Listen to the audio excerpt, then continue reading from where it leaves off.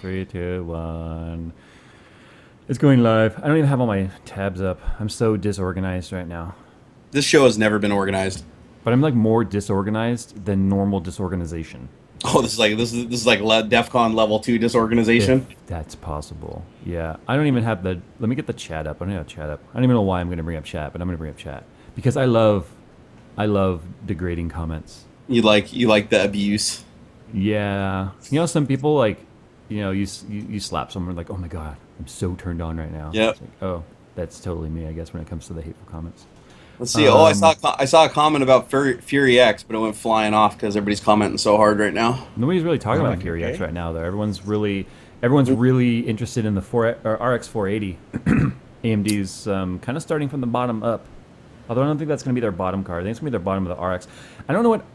I guess RX is supposed to be like R10, right? So instead of calling it R10, they're calling it RX. But anyway, I'm going to go ahead and roll that intro. You take it away. We'll start with that. We got information on RX 480. We're going to talk about that. We're talking about Ashes of Singularity. We're going to talk about test bench configurations. How much does it really matter? And 3D printing, so I can feel like I'm somewhat useful for 5 minutes. Possibly the entire show. You just want to show your large bullet. That's all. I do want to show my large bullet. All right. I'm rolling the intro. All right, do it. It's already going. Tech Talk 113, 4 weeks in a row. It's officially a new world record. Let's try to go for 5 weeks in a row next week. I doubt it'll happen, but let's try. All right, have fun, guys. Do you want to know how big of an idiot I am? As if I really need to tell you. That's a loaded question, Jay. Okay, yeah, I know that. I know that's like saying, I don't know, Jay, how big of an idiot are you? Dude, that's like he's spreading your butt cheeks to the proctologist before he has the gloves on. I'm just saying. I'm sitting here trying to figure out why the stream looks so weird, and I'm watching Tech Talk number 106, not the live stream. I've got like a full like November beard going on and shit, and I'm like 50 pounds lighter. It's been a long day, okay? Dude, that's a loaded question. Give me a break. All right, so I just got our live stream up. Wow. Amateur hour at best. All right, guys, if you want to... damn it. I just fucked it up again. All right. Talk about something real quick while I try and get organized here. Oh, well, here, I can tell everybody about my wonderful donation thing down in the video. Do that. I can do that why it's there. YouTube has not fixed my fan funding on my channel, so there's no way for me to host Tech Talk anymore because it completely disables fan funding. They're not going to... And my second channel, which has been MCM... with full screen since January 1st, 2014. No, 13 doesn't even have fan funding. I just looked at it the other day. I'm like, wait, why don't I have the button? Yeah, it's missing on that channel. They said that they were the problem is localized to people in transitional stages. So like as soon as you go from AdSense to MCN, that's bullshit because that's when it's happening. Apparently, they said it's not 100%, and they can't figure it out. No, that's bullshit because my channel's been partnered since that channel, the Two Idiots Work channel now, basically, it's been partnered, like I said, since January 1st. 2013, and it's still not there. Wait, the feature has never been there, or it went away? It's grayed out, and it says my channel's not eligible for it. Weird. Okay, so this is a pretty messed up problem with YouTube. So basically, the fan funding, if it's disabled on your channel, they don't know how to re-enable it. They've been investigating it. They're aware of it. They have thousands of tickets opened on it, and it's been 6 months now, and they haven't fixed it. So I finally just said, screw it, and just put my PayPal donation link down in the video description. So if you guys would like to donate directly to me, I will get a notification through my email. And we have to continue to host Tech Talk on Jay's channel exclusively. Because if you remember, at one point we were trying to go back and forth, and then this kind of ruined that. Yeah. So someone had to get a wild hair up his ass and be like, I don't want to be with an MCN anymore. I don't want to be with an MCN. And he comes back and everything's still kind of regretting that decision because I'm like, a lot of bad shit happened during that transition. I haven't seen a lot of good shit come of it. Yeah. So, okay, this has nothing to do with tech, as if we ever talk about tech. Oh, no, it does have something to do with tech. No, I'm not talking about the donation thing. Go ahead. Okay, yeah, I get where you're going. There we go. So today, something really, I don't want to say unprecedented, because there have been, airplane crashes, air show crashes, demonstration crashes before, but a Blue Angels plane and a Thunderbirds plane. The Thunderbirds is the Air Force's like demonstration team where they go to air shows and stuff, and Blue Angels is for the Navy. The Navy, yep. F-16s and F-18s. Two separate incidences in two separate states where two planes crashed, and unfortunately the Blue Angels pilot appears to have been killed. The Thunderbird pilot ejected to safety, and the plane crashed in an unpopulated area, like a field or something. But yeah, really strange. I mean, these are like considered the best of the best, right? When it comes to not only the piloting best of the skills. best piloting skills, but also the best engineering crew and Right. support crew there is in the Right. entire Navy. Like the people that maintain those are like the elite of the elite. Yeah, it's really kind of a breaking news thing going on right now. I found out about it first from a subscriber. I also got a donation from James Swanson asking me to talk about this. Yeah, so I only learned about it about an hour ago, and I don't have any details, but I know CNN is talking about it. There's a lot of eyewitness accounts because it didn't. I think it's the Blue Angels plane didn't crash far from houses. I don't know the situation with the Blue Angels. And how that pilot was killed, obviously in the crash. I don't know the circumstances, what caused the crash, why he couldn't eject. But the Thunderbirds pilot did eject to safety, from what we hear. So that's really strange. Well, I know they're not technically supposed to eject from the aircraft until they know that they've maneuvered it best they can away from Maybe it was a sacrifice. Maybe he couldn't get it. Maybe by the time he got the plane in a position where it wasn't going to crash into a neighborhood, it was too late for him to eject. That's so crazy because I remember the last Blue Angels crash that I remember that took a life was God, it had to been like 5 years ago, where one of them went down into the trees. Like they were flying in formation, and one of the pilots just passed out. He just straight up passed out, and you could see in the video footage the plane just dropped down into the tree line and just exploded. But again, I mean, they completely lucked out. It was over an unpopulated area because you could imagine like the explosion that's created from all that jet fuel and everything like that. I mean, it's pretty crazy. Like if that went down in like a neighborhood, oh God. Yeah, it'd be absolutely crazy. But yeah, two in one day, nuts. One of the last Thunderbirds crashes that I remember was when a pilot took off into like a big 360, but I guess I don't know if his barometer or whatever it's called wasn't set properly. Where that's where it determines the proper altitude for where you currently are, and where the ground is. So he took off into like a big giant loop, and then didn't have enough altitude before he tried to complete the loop, so he basically smashed back down into the tarmac when he came back around. But he ejected literally like 100 feet above the ground. Oh, I did see that video. Yeah, there's a cockpit camera of that one.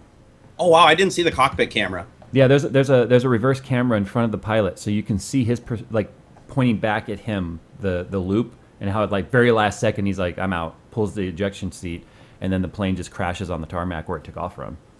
So I'm just reading a little bit on it. It looks like the Thunderbird's F-16 that crashed was flown by basically one of their new team members who's only been in 22 shows so far. That's still a lot. Yeah, well, 22 for the season. They fly a lot, though. I mean, these guys, they just fly from location to location to location, just like the Blue Angels, right? They got Fat Albert. That's like their support aircraft that just flies around with them everywhere. Let's see, as Turner has more than 1,500 hours in the F-16 and was a very experienced pilot before joining the Thunderbirds. Well, obviously, I mean, they're all the best of the best, right? They wouldn't have picked this guy if he wasn't, like, absolutely amazing. God, Jerry, you opened up Pandora's box by saying jet fuel burns hot. That goes all the way back to, like, the whole, like, 9/11 theory about jet fuel burning the support structures. Is it, please, There's some comments about, like, jet fuel doesn't burn hot. I don't know. I'm not a jet propulsion engineer. Hold on. I don't know. I never said. Can you barbecue with it? I don't know. Okay, here when I say that it's hot, I mean that if you put your hand over it, it's going to burn you. That's what I mean by hot. I don't mean it's going to melt like hardened steel used for buildings. I'm saying if a plane goes down in a populated area and burning jet fuel pours on human beings, they will die. Yeah, they will. It's not like, okay, if you want to prove your point, then just pour jet fuel on yourself and light yourself on fire and then blow yourself out really quick, and then if you're fine, I'll believe you. Watch, somebody's going to go do that now. I really need a pop filter. Huh? Prove it. Prove it. You prove it.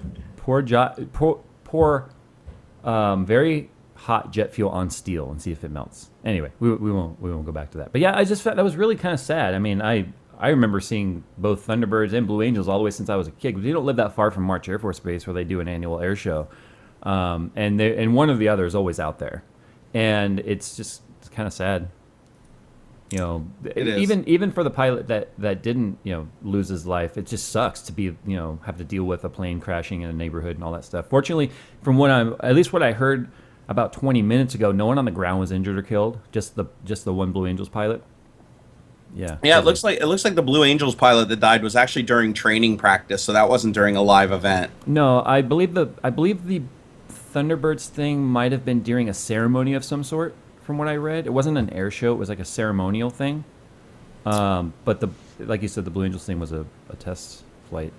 Yeah, well, I'm sure in the coming days they'll do an investigation and they'll come out and tell us whether it was a pilot error or a mechanical failure. They should be able to figure that out if they can recover the black box from the aircraft. Yeah. Plus, they're getting complete. They get telemetry from all the aircraft while they're in flight too, so they're going to know if the pilot passed out. The thing is with a lot of these accidents too is, I mean, they pull high G maneuvers, right? Yeah. So it's like you pull enough high G maneuvers. I mean, the chances of you passing out are actually pretty high if you don't breathe just right and stuff like that. So I think a lot of these accidents and stuff that they have just come from, you know, these guys just passing out in the middle of something. And it's like then they clip one of the other aircraft. Right. And it gets crazy. But these guys are trained to not have that happen. And it's crazy that, like you said, 2 happen in one day. I can't even like fathom that, because you're talking about how many elite military aircraft squadrons are flying every day in air shows. There's not many. I think we named them, right? It's the Thunderbirds and the Blue Angels, unless the Army has like their own version of it. Mm-hmm. But 2 and they both lose an aircraft both in the same day. That's like astronomical odds. Right. That's crazy. Chris Barr says, this better get good or I'm watching Andy Griffith. Andy Griffith is the shit. You should definitely watch him over us. Dude, I love me some... No, Matlock, man. That was like his crowning achievement. I think I just got flagged for that. You probably did, dude. You just got this whole thing copyrighted. No, I love me some Matlock. Seriously, like, fun fact, Jerry likes Matlock. Mm-hmm. So what's next on the docket there, boss? That we don't have. Okay, so you guys might notice I have a test bench running behind me back there. Oh, look, it's not an open air test bench. There was quite the debate today that Joker Productions started. Started in my 1070 video where he basically said I was being unfair by not doing a closed case testing scenario with the graphics cards. I would say it was about 50-50, the response from people saying, yeah, test in a case that's more realistic, and then the other 50% being like, no, open air test benching or bench testing is better because then the only factor is the card. And that's where my personal preference is. What's funny, first of all, I've been using the test bench down there on the floor. You guys can see it there on my left for like almost 3 years, and just suddenly now it's become a deal. It's kind of like the bathroom thing, right? All of a sudden people want to be able to piss in any bathroom they want. It's just suddenly become an issue. Anyway, you guys can see that the MSI card is on there right now, by the way. You know why I'm going to call bullshit on that, though? I'm going to call bullshit on that because a closed-in case, depending on the type of case it is, who manufactured it, what fans are in it, and everything, could make it even more efficient at moving air in and out than even the open bench. A lot of people said that. A lot of people said that, which I found interesting because I've never personally experienced putting a graphics card in a case and seeing it perform better than an open-air test bench. But enough people did actually say that a case could improve the cooling of the card. Now the thing is, right now I've got this running in an S340 back there, as you can see. This is the same 1070 that I used in the 1070 video where I showed the chart and how GPU boost was working, and that even when it hit 82C, it stayed above the boost clock speed, which was kind of really good. And of course, a lot of people were like, "That's bogus, Jay. It was in an open air test bench. It's not realistic." So for the last, well, what time did little Jay go to Taekwondo? 3:30. So an hour and 45 minutes now this has been running. And right now, and I'm going to do a video on this now, and because enough people had a conversation about it where, well, fine, we'll just do some testing here. Right I like how you caught yourself there. It's like enough people bitch. I mean... No. Enough people did bitch about it, but at the same time, a lot of people wanted to have an actual discussion about it, not just piss and moan and say you're doing it wrong, but people wanted to have discussion about why it would matter. Right now, it is running at 1772 megahertz, 99% GPU usage, 82C. It's running just as fast as it was in the test bench. Now, why? Because it's a blower style card. So I don't understand why on the 1070 video people were getting so pissy about the fact that it was an open air test bench, because it's a blower style. The blower is going to take a lot of the case atmospheric issues that are happening here, and it's going to kind of negate that because the card is its own device that's moving air through it. It's not depending on the case nearly as much to cool it. Now the MSI card, I could see that being an argument, simply because that card requires the case to exhaust the amount of air that's going through the card, right? So if the card is swirling the air around through the heat sink and then just putting it off into the case, and it's the case's responsibility to move the air. So I could see on a card like that down there where it would matter.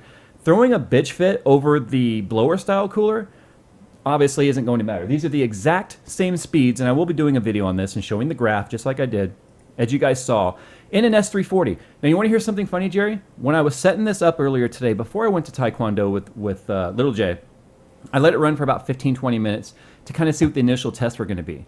And I noticed that it came down to about 1683, which is actually the boost clock. Okay, so what I'm looking for here is to see if it will go back down to base clock, because if the temperature comes all the way back down to base clock, then that tells me that GPU boost is not able to do its thing because the card's getting too hot.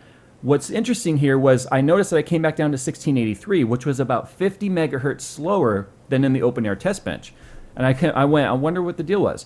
Guess what I found out? Because this case and this setup, this is my 6700K setup, was sitting under this desk ever since I moved into this house in February.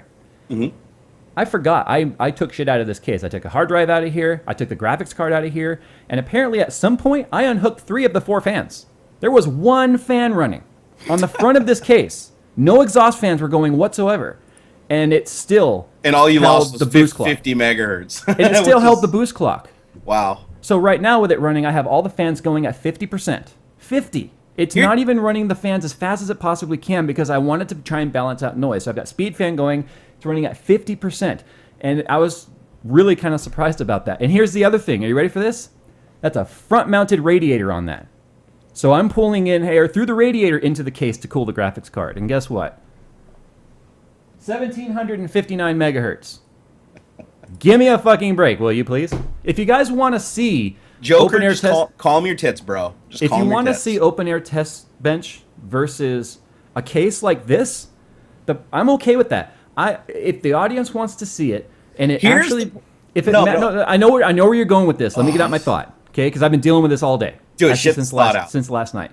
Get it out. If enough people want me to do a case enclosure included with the open air test bench, so we can see the delta between the two, and we could agree on a case that everyone says this case is middle ground. I know you're shaking your head because it doesn't fucking exist.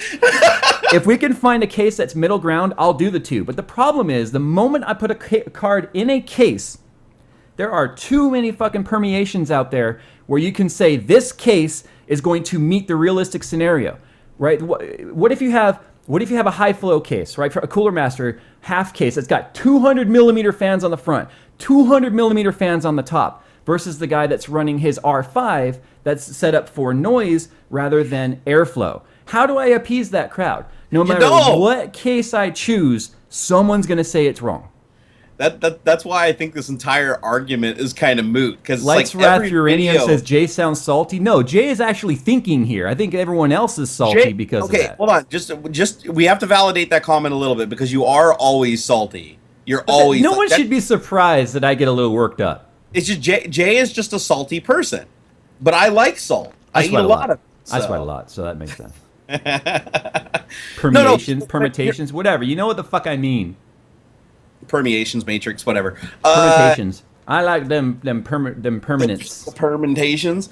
No, but you hit the head on the nail there, and that is people will always complain no matter how you do something and call out the situation that you didn't do, and it's impossible for you to do all of the scenarios. But that's why I'm willing to meet middle ground if I could. There's no middle ground. You already the S340. I chose the S340 because it's a mid-tower case and it does not have necessarily the best airflow. You can see it's got a solid front. So it's going to pull air in through the bottom and the top. And it's got an air filter on there, which reduces flow a little more, and a radiator in the front. So I'm literally trying to find worst-case scenario here to go with the argument of, well, you know what? Everyone complaining about the open air versus a case might be onto something. But with a blower-style cooler, which was, and the reason why I did it was that was the video everyone lost their shit on, it's no different. Okay. You know what you should do? 1772. It's still going. It's been going for 2 hours. Go get a cardboard box roughly the size of your test bench, cut 2 80-millimeter holes in it, put an intake fan, an exhaust fan, and just drop it over the top of the thing.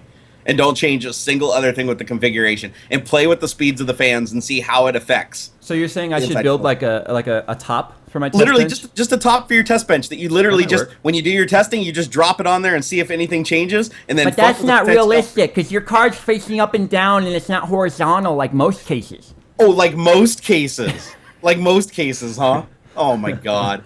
Well, here's the funny thing is everybody's bitching about like the case being less efficient of an area for cooling, yet here I have my Puget Systems built in a Fractal Design R2XL, where if I pull the side panel off of it, the temperatures actually go up. Yeah.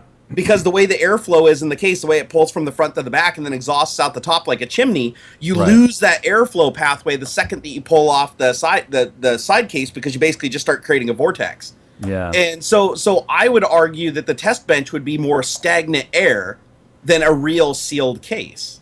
You know, I'm not saying that you wouldn't find cases that are, that's why I want to do the video. The video isn't about who's right, it's who's wrong. It's literally about the scenario, okay? And so I have noticed, believe it or not, with the open air test bench with it facing up and down like it is right there, and you can see it in the background, right? I've noticed some cards have actually performed worse on the test bench with open air style coolers like that versus being in a case. Because like you said, the case forces air to move. And if you don't force air to move, like you said, it's just going to sit there. So that's going to be the point of the video, quite honestly, is not going to be who's right and who's wrong in the argument. I want to, regardless of what the Reddits say, I want to make the information as realistic as possible. And if I have to take the card and do an open air test bench and then put it in a case that people are going to say no matter what the case is wrong, but I'm going to pick a case and then compare it, or like you said, build a top for it to try and enclose it off a little bit. Yep. Then I'll do that. I'll do the extra work. It's just right now I don't know. I want to appease as much as the audience as I can, but like you said, no matter what I do, I'm wrong. No matter what. There's no middle ground on this. Like I think we signed that in our actual contract. The YouTube contract implied that we will always be wrong no matter what we do. You have to embrace being wrong. We know that going into it. What I just think is funny is how, like I've said, I've been using this test bench for almost 3 years now, and suddenly it's a problem. People are running out of things to poke you with a stick over. No, I never give people a lack of things to hit me with. I actually think, honestly, like the videos that you do are there's a lot of truth to them in the way, and they're very transparent in how you present things. That's like the two things I would give you like maximum credit on watching your videos. Me, I don't strive for accuracy so much as just sharing my experience, good, bad, otherwise, right, wrong. Doesn't really matter to me. You know what people don't understand? You're a factual person. I can tell that's why this works you up, because you're like, you fucking people. No, what I don't like is people who try and say they know, like, Jay is an Nvidia shill. What they don't know is I made that video about the 1080 getting hot. Nvidia's mad at me right now for that. And so is the audience. So it's like, how the fuck do you win, right? The audience is mad that the audience is mad that I did that video because someone wanted credit for it when I had probably no less than 500 people wanting me to talk about it, because I'm friends with Steve at Gamers Nexus on like a Facebook level, right? So he and I have talked about the temperatures thing. I know exactly what he went through with Frankensteining together his hybrid, and I knew why he was doing it. So because I did this video, Reddit got all mad that I didn't give this guy credit for it. So they're mad at that. But what's funny is they're mad that I didn't do the initial temperature testing. I do the video, then they're mad at the way that I did the video. Nvidia got upset at the way that I did the video. So I've got both sides mad at me. I'm an Nvidia shill, but I was willing to do a video that made them unhappy with me to the point to where I might not even be doing 1080s anymore because of how mad they are. So it's like, I'll sell out if they'll send them to me. You know, if you want to just like cut out the middleman, just box them out and send them over here. Tell them I'll shill for them. We know you'll shill, but you shill straight to Puget, which is probably smarter because they have a wider range of things you can get. Well, yeah, they can get things from other companies, so it's like that's like the shill hub, if you will. Yeah, I guess we're all shills, every single one of us. All right, so everyone wants to talk about RX 480. Okay, I have access to the same information you guys do because I didn't go to the Macau meeting before Computex, and I'm not at Computex. So the RX 480, where are my stats here? It's interesting. They've got some like... I have the stats up on my screen right here. But they've got some mystery... Is it real stats or are they Jerry stats? These are the real... I know, right? Hey, those were real stats. Those were real stats. That infinity symbol I looked up, it's ASCII 236. If you're wondering. Okay, so AnandTech, this is who I'm using here for my... What did I just do? I'm looking at the exact same thing on AnandTech. So stream processors less than the R9 390X. I'm trying to get it up here on the screen so that these guys watching. God damn it, Jay! I want to sound smart. I'm never smart about GPUs. Okay, I've got the stats up. Go ahead, take it away. All right. Stats up. So what would you say is the fairest comparison for the RX 480 versus like the R90 390X or just the Radeon R9 390? Well, okay, at this point you'd kind of have to compare price. So let's see. Oh shit! I didn't realize the launch price was going to be $200. Holy shit! Well, what were you looking at all this time? That's the thing everyone's talking about. I was looking at the top here. I was looking at the specs for it. I just scrolled down. I was like, "Holy shit! $200." and the card basically has the same Yeah. specs. So if you're going to compare it price-wise, Yeah. you'd be comparing it to the 380, which is obviously going to be a pretty big jump. Shit, even a sizable jump on the R9 390. It looks Now, like I want it's to point something out. This is going to be one of the first. I believe the Fury also had Raja Katuri, right? Isn't it Raja Katuri, who is taking on the Radeon team, and is really kind of they're really trying to revitalize the graphics division on AMD and make it truly competitive again, like it was back with the 7970 gigahertz edition days. Yep. He's really passionate about this, and he's very, very convinced that Polaris is going to be what it takes to actually knock at NVIDIA's door and say, hey, we're still here.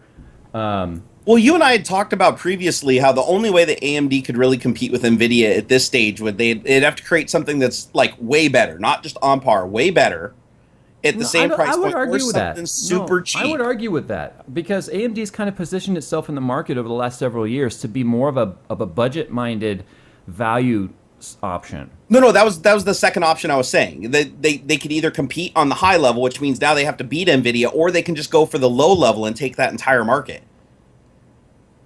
AMD literally should be for poor people. If they could make a card that's $200 that has more than 50%. Are you really suggesting they should come out with like the RX 480 PP edition? Yes. No, but if you think about it, those are the two levels of gamers that you have out there. Is you have the gamers that are extreme and spend all the money and everything. They don't care. They will spend $10,000 to get a 10% increase in performance. And then you have the people like that were going after the APU market that are like, let's build the cheapest thing that can compete with console level performance. And it's like, I think if AMD stayed that route and they were able to produce a superior, slower performing product, but it was performing higher than the Nvidia's equivalent of that, that kind of entry level, AMD I think would have it. I think that's a market where you wouldn't have all the Nvidia fanboys, There will always be the fanboys, and they'll be there, but I think they're more polluting the high end. I don't think that they would be necessarily Here's what's interesting about the RX 480 to me. Texture units, they listed as many. ROPs, a positive integer. So like these are just Anandek kind of being silly with filling in gaps that they don't have the information for, right? Compute power being greater than 5 teraflops. That's a big deal, actually, because the 1070 is advertised at 6.5 at base clock. Is it 6.5? I believe it's 6.5 at boost clock, actually. So that's on the heels of a 1070 already. Boost clock is supposed to be greater than 1.08 or 1080. Memory clock, 8 gigabits. Memory bandwidth, 256-bit, which, as you can see, they dropped down compared to like the 390 and 390X. They got to have two variants, it looks like, a 4 gig and an 8 gig. Transistor count, they're like, we don't know, question mark. Typical board power, 150 watts. That's what I was looking at, yeah. Yeah, because AMD's always kind of had that stigma of being that Heat power coffee. hungry. I just started to run the intro, sorry. AMD's always just random intro middle of the. So AMD's always kind of been known as being like this power hungry thing. It's got a single 6-pin. One thing I think is kind of funny, and I've been looking at a lot of the comments about this card versus Nvidia's launch. And there's a level of hypocrisy that takes place amongst the crowd. That being, if Nvidia launched the 1070 and the 1080 with a single 8-pin connector, and everyone's losing their shit, saying why only a single pin? Why only a single 8-pin? Overclock is going to suffer. Blah blah blah. Right. But AMD releases a card with a single 6-pin, and everyone's praising. So But again, I think it's the high end versus the low end, right? This is the low end. These guys don't have aspirations of making this thing compete with like a 1080. But you got to look at it this way too, though. This card is demonstrated here as having like nipping at the heels of their current top end R9 390 series. I'm not talking about Fury, guys. Fury's For is processing power, a league of its own. But that's just for processing power, not for memory bus and stuff like that. So it looks like they're still keeping a lot of the specs down to try to. Because as well as I, numbers on paper don't mean shit, right? I mean, it could have the same processing capabilities, but if it doesn't have that ability to, if it's bottlenecked on the memory bus or something like that, it's not going to, in practice. No, I get what you're saying. I do. And I try really hard to not sit there and lose my shit over the actual company's benchmarks that they promote. Because they always kind of put their best foot forward. I mean, everyone knows AMD is going to go straight for Ashes of Singularity because they dominate there. Well, I told you about how Microsoft was that we actually caught both NVIDIA and AMD basically faking benchmark results. They were putting stuff into their drivers to basically lie and complete the benchmark without enabling the features the benchmark thought it was using. They've been doing what Volkswagen's been doing for years. Exactly. And we caught them dead to rights on one because we WICL certified one of their drivers that was not enabling one of the pixel shaders, which arguably is like one of the hardest hitting things a graphics card can do, is with real high end shaders. And they were basically disabling it, so it was like passing, not Firestrike. What was the one before Firestrike? It was 3D Marks, biggest test that they had. Anyways, before Firestrike, the one that they had there, they were basically like acing that thing and just creaming AMD. And we were like, wait a second, this ain't right. But they went and dug into it, and sure shit, at the driver level, inside of the driver, they were basically saying, yep, shaders are on, and not actually processing them. Yeah, there's been a lot of claims of shenanigans going on things like 3D Mark and Heaven and Valley and all that stuff. I think they're a little smarter these days, though, now, because they know it's so easy for people to detect these things. Like, for instance, if you're... I want to do a GPU check-in. Okay? This literally just crossed the 2-hour mark now. It's 5:30. I started at 3:30. No. It's been over 2 hours now. Her class was at 3:30. I left at 3:08. So just over 2 hours now. 1797. Actually went up. Nope, 1759. So it still fluctuates a little bit. 82C, 99% load, fan speed, 55C. Hey Jay, I don't think your scenario is very realistic. I think you should have to take a hairdryer and tape it on the side of the case to get real world results. Okay. Of people that live. I will incorporate that somehow. Yeah, and can you also run a humidifier or not a humidifier? Can you run like a vape? Yeah, put a vaporizer next to it too, so that you up the water content in the air, the moisture, because that can affect heat transfer. Got it. Good. I think if you do those two things, it'll stop like 4 or 5 bad comments on your channel. And create 75 new ones. Okay. Add hairdryer. There you go. Hairdryer. Humidifier. And a humidifier. Add dehumidifier. Add oil diffuser. Got it. There you go. You got it. Oh, man. Oh, shit. You almost forgot, too. You have to pour a gallon of mineral oil over the card while it's running. Because I saw a guy do that once in a funny YouTube video. And so that's a real world scenario because I've seen it happen. Right. So just make sure you get them all, because if you miss one, man... Someone said, "You're full of shit, Jay," but you spelled "your" wrong. I just thought I would point that out.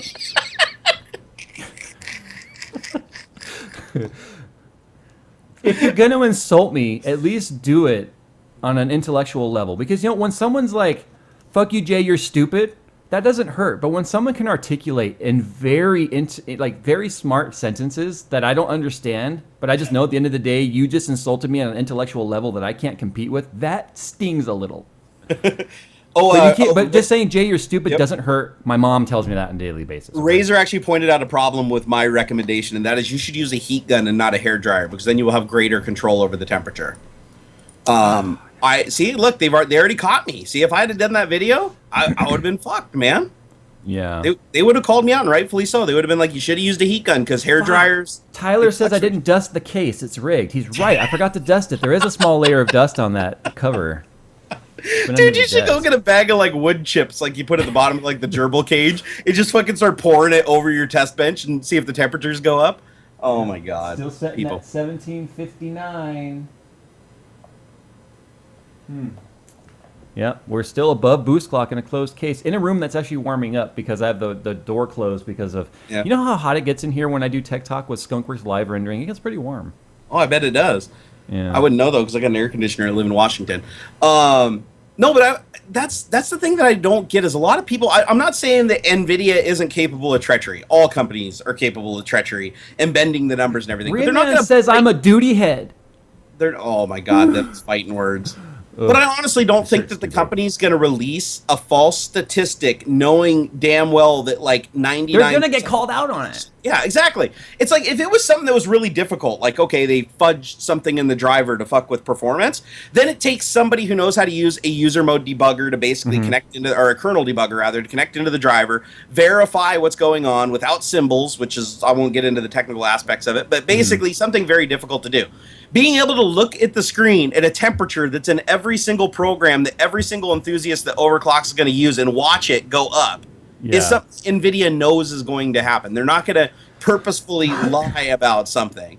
Although Yeah. they bend the truth a little bit, but again, it's they kind of fucked with the environment. It sounds like more than they did the actual hardware, right? They were like, oh, we ran this specific thing, and we have it in this specific case with this specific cooling. Everything requires an asterisk almost when it comes from the manufacturer themselves. Right. Like the Nvidia testing, there should have been like 15 asterisks after every chart they put up. It was like, what's funny is they put up a chart. Nvidia put up a chart that was like 1080 performance, and then the left axis was relative gaming, okay, and it starts at 1, but the lowest card on the totem is like the 960, and it's at like 1.3, and then the 1080 is at like 5, and then the bottom axis to the right is like wattage. So it's like relative gaming on the left axis, wattage on the bottom. First of all, there's no indication of what 1 is, first of all. So how do you know what relative gaming is if you can't even tell what 1 is? And then it's just this weird chart with 1080 at the top. And it's like, see, it's better. It's like, what did we just look at? What is this? Doesn't say what the benchmark is. Doesn't, again, relative gaming to what? Yeah, that's a good point. If you don't have a solid baseline, all the other numbers are just asterisk worthy. Now, I'm sure internally it made plenty of sense to them, but, I mean, okay, I guess. Anyway, I'm gonna do some green comments here. Do it. Steven Wonder, he says, I don't care for the RX 480.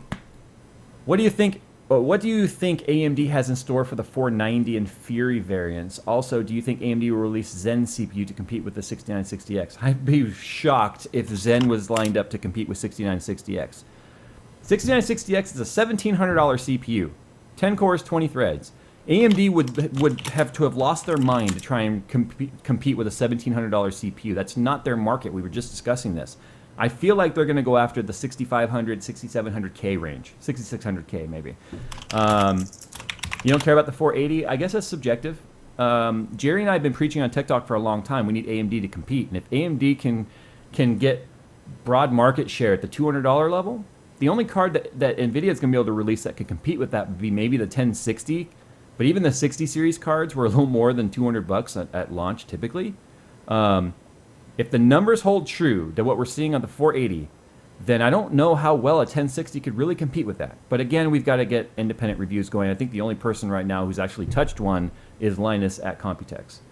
Well, there's another factor too here that a lot of people leave out, and that's the driver quality. I honestly, me personally, I would take a hit on performance, not a massive one, but I would take a hit on performance for more stable drivers, especially in the like NVIDIA Surround or iFinity space, right?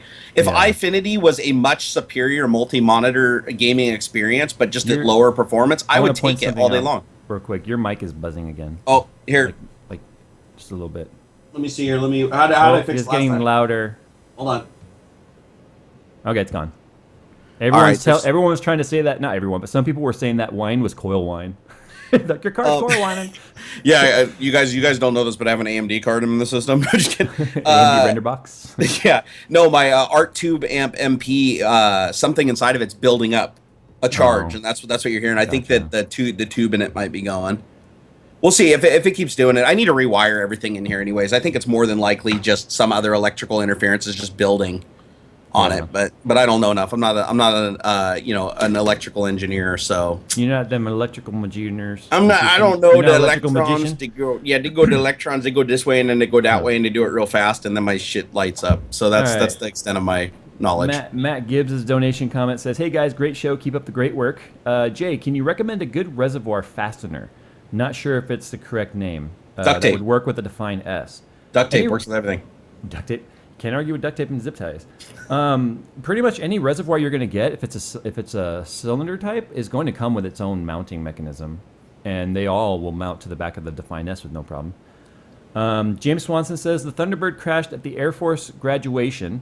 Oh shit! The Thunderbird crash was mostly intact. The only damage to the plane was nose of the plane. The pilot ejected 10 feet from the ground. A lot to be said about those boosters in the bottom of the seat, huh? Wait, no shit. The plane like survived impact. It didn't blow up. I saw a picture of it. You could see it sitting in a field, and it looks like it was more or less a slow speed, kind of a glider, almost like a dead stick, maybe. I don't know. You know what? The one time that you really don't want to see an airplane crash is when you're graduating from learning how to fly those aircraft. Well, the U.S. Air Force graduation doesn't mean they were pilots. I mean, No, no, but I have a still, friend that just went into the Air Force, and he handles the bombs. He's one of those but guys still, that like, isn't attaches that the kind bombs of and like the things. same as like going to like the Microsoft keynotes and like Windows blue screens, like as they're giving Or the being speech on about how live TV doing the news, and then it pops yeah, up.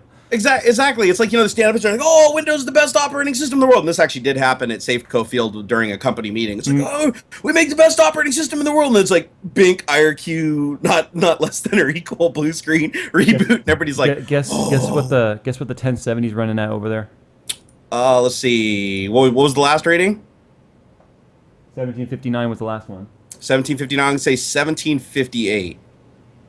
No, it's going back and forth between 1772 and 1759. Every time when it does the windmill scene, it shows 1797. Is the fan? Or are you keeping the fan at a steady rate? The fan is the factory fan profile. So it's capping out at 82C right now. It's capping out at 55%. So the BIOS fan profile is not going higher. I'm not touching any of that, because if I do, then it's just J-rigged it. You know what I mean? So theoretically, if you don't mind the additional noise and you push that fan to 100%, you'd bring those temperatures down a lot. Oh god, yeah. Like right now, if I was to go over here and exit the benchmark while it's running, go into the power limit and just raise the power limit and temp limit, we'll get more megahertz and higher temperature, but it will still do it. I mean, you guys tell me. Do you guys want me to go over there right now and increase the power limit and the temp limit and see how far it goes up? I want you to. Fuck what everybody else does. Go over there and crank it up. Yeah, but you're not the general consensus. So It's true. I'm not.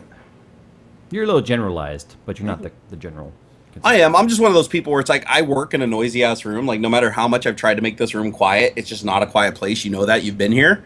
So it's like I crank my shit up. Like my fan profile on my GPUs is 100%. I just don't care. Yeah. There's people in the chat actually saying I'm just calling out like fake numbers. I think they're just trying to get to you at this point. I know. I almost feel like I think the USB cord might actually reach over there with the camera. Let me see if it'll reach. I'd rather look at that than you. So yeah. I know. Here, I gotta put down my mic. Hold on, okay? Here, I'll tell you what. If you're gonna do that, I'm gonna move my camera too. Here, hold on. Oh, okay. All right, let's do tech talk with our cameras just pointing at stuff. You can't see it. It's too. Can't really stand it. You can't see it. Can't see it? No, because it's right up here. Oh, and it's just the brightness is too far off. All right, let me do this here. Let me show you guys right here. I'm gonna do this. Let's go ahead and bump up to 112 and 92. Do it. Applied. Actually, can you unlock it and run the fan at 150? Like right off the bat, just by increasing that. Now this isn't really proving anything. All we're proving here is that GPU boost is working by letting it ramp up. But where'd you go? I'm here. I'm here. Yeah, it's not really proving anything to increase it. I just wanted to see how far it would go. That's all. Yeah, see, it's at 1810 right now. Temperature's at 81C. It actually came down. What the fuck? Okay, it's at 82C now. Fans are still at 54%. That tells me that it's literally like at 82C. It's literally right at the edge of the cooler capability, not necessarily. I'll be honest. I'm a little surprised by that. I expected the temperature to jump up to like maybe 85 at least. What happens if you jump the fan to 100%? Well, I just wanted to see how far it would allow itself to go. But what I wanted to see is if the fan was going to go above 55, or if that's like the cap for some reason on that particular fan profile. Interesting. But it's still at 55, running 84C now, 1810 megahertz. So anyway, so you want me to put the fan to 100%? Yeah, I want to see if you put it to 100%. If it can still efficiently pull that heat. All right, hold on.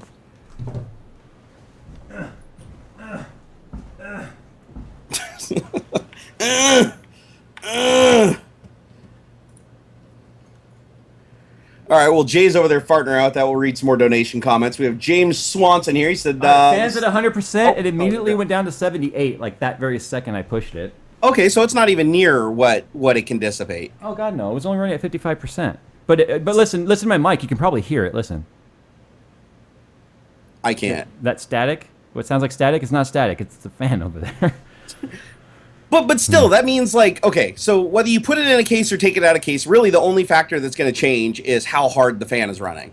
I mean, unless you're Well, willing to lose performance, right? If issue you're there- willing to lose performance, then But okay. All I want to point out here is once again, it depends on the fan profile that the card ships with, and the 1080 and the 1070 seem to ship with some pretty conservative fan profiles in terms of noise.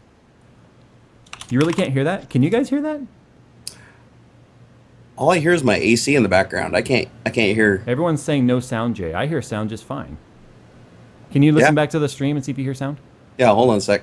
Let's see. No, I still hear you just fine. Okay, well. I don't know what you're talking about. It's at 68C right now. I mean, it's So no, it it's sounds really. like there's a lot of headroom actually. So it doesn't, because That's not the honestly, argument, everybody's though. bitching. It should be it should be at 100% fan and still hitting thermal throttling and having to drop down before people start like bitching about inside a case and outside a case. Well, that what you got there, sir, is called opinion.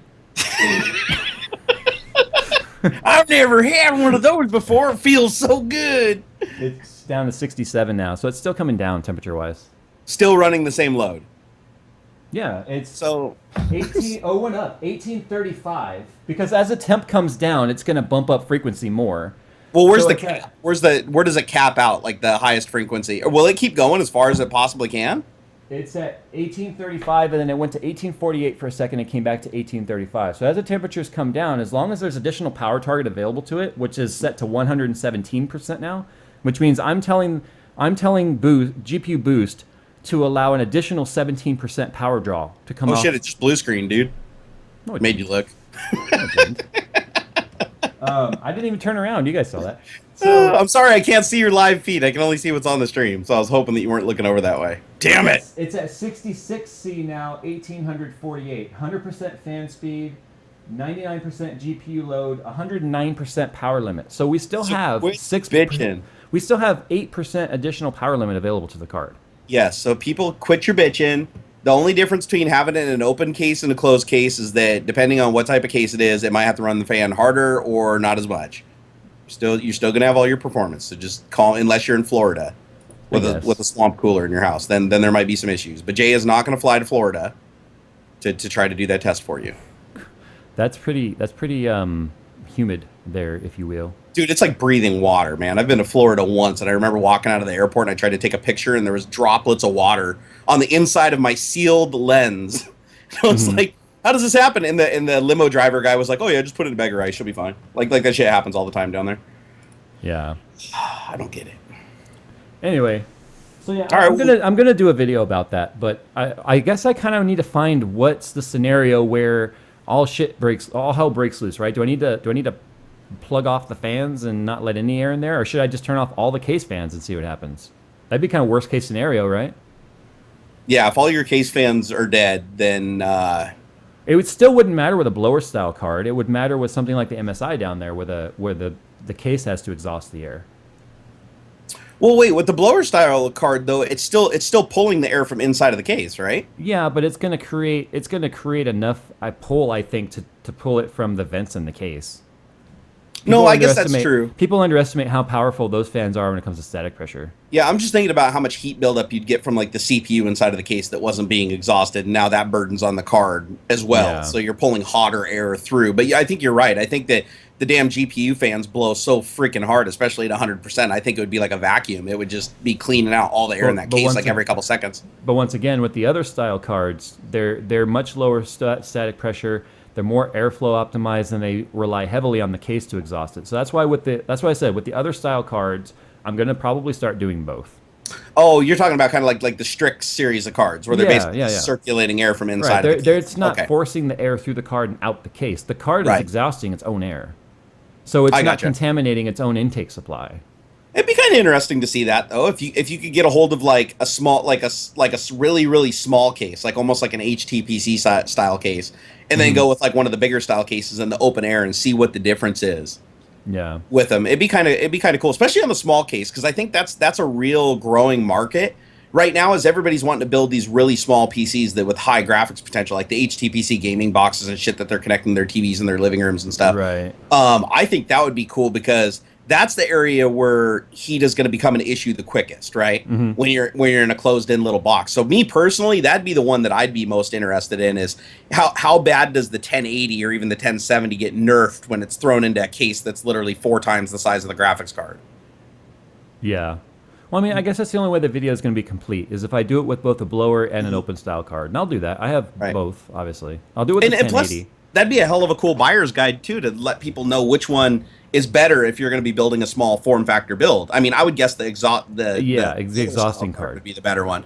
But, you know, who knows? You don't know. I mean, we could find out that some of those cases are really, really good at processing their own airflow. And even better than the blower design. It'd be kind of neat to figure out which one it is, because that's the system I'm most interested in. Like, the computer that I use the most in the house, surprisingly, isn't William. William's my primary computer I use for editing and everything like that. But when I'm watching TV, playing games and stuff, I'm usually, like, playing them in my room on that little HTPC build I have that has a 980 Ti in it. And the thing runs like butter, but it's just tiny. So... that's what I'm voting for. I don't know. What do you guys want? Do you want him to like stick this in like one of the big like Case Labs cases that has like 19,000 liters of air volume inside of it? Yeah, because I got one of those just hanging around. You probably do. All right, so it's still at 1848. Now it's at 64C, but it's not bouncing down from 1848 anymore. Yeah, but 64C is like way within tolerance. Like, oh yeah, but if you're okay with sounding like a hairdryer is blowing. But I'm just saying. I mean, loud as hell. Yeah, but you could still. That's true. It is. But you could probably run that thing like in the attic of a house in Southern California with like no air conditioning, and it probably would be fine. White Fang X says they don't read these comments. LOL, what the fuck? You spelled read wrong.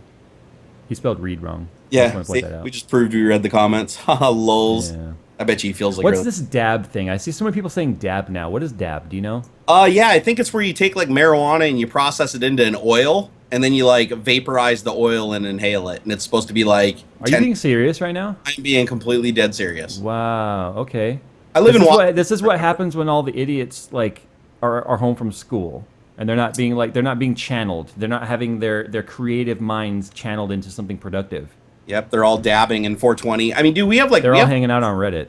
Dude, we have like a marijuana shop like on every block here in Washington now. It's gotten that crazy. Like, since they legalized it, it's like there's just like more than alcohol. Well, we got like just as many here, only they're not as legal as yours. It's true.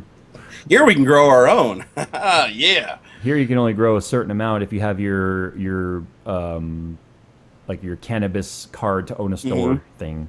All right. Shelby Kalhoff says, love these tech talks. Please keep it up. We will try. Veritron X says, I reckon test worst case layout, single exhaust only, and best half or TF05 instead of using the test bench. No, I didn't say what case instead of the test bench. I said what case included with the test bench. So it would be both. You know what else would be interesting too is to simulate a worst case scenario as far as cable management in a case. Like literally just lay a whole wad of old like modular power supply cables over the graphics card, even in your open test bench, and see how it affects the temperature. You know what I'm going to do? I'm going to go all like how to basic during one of these reviews one day. I'm going to like lose my shit. I'm just going to lose my mind in the middle of a review. Pup Shepherd again. Wags, love your stuff. Jerry, what's your post box? I'll give you his address, don't worry. Just ask me after the show. I need to send you a Pup Shepherd shirt. I am sending one to Paul, too. Jay, get a fan mailbox. He said mail, M-A-L-E. I'll give you a mailbox. I get what you did. I got your mailbox right here. I don't want to get a P.O. box. People are going to send me, like, anthrax and stuff. You know what? Surprisingly, I've gotten some weird stuff, but not, like, super duper weird. Like, I was really expecting a lot weirder shit when I got my P.O. box. Yeah? I woun't have Bat Knife today if it wasn't for my P.O. box, dude. My P.O. box is what this showed up in just one day. So sick of that. Okay, Dragon's Den. Dragon's Den. Hey guys, just started my own channel and got into it. I got an audio question for you. Mike Talk was like 4 episodes ago, guy. No, I'm just kidding. I have a USB plug-and-play condenser microphone. Would it be worth investing in an XLR setup? XLR. People get mad that I say XLR because they're like eggs and toast. XLR. Yep. You can take that one and then I'll respond. All right, so he's got a USB plug-and-play condenser microphone. Well, that's not really telling me because there's some really good USB microphones, like the Blue Snowball. Your AT2020 comes in USB as well. It does. It does. It has the amp built into it, but I don't know if I guess that is kind of plug and play, right? As long as it's got the amp built in. I'd have to know which microphone it was, but I would say the only reason you'd want to go with like an XLR setup is if the amp that's built into the all-in-one isn't a very good amp. Because the snowballs that have the integrated, or the A2020 that have the integrated, sound fantastic. They sound no different to me in any way, shape, or form than actually going through a dedicated tube amp. Yeah.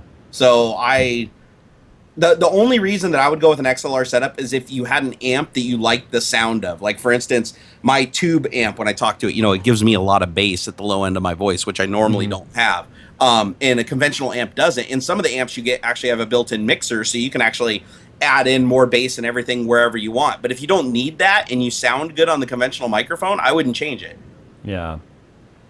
Miguel Angel D says, Jay's, the MSI twin fans is 6 plus 4 pin, not just 1 6 pin.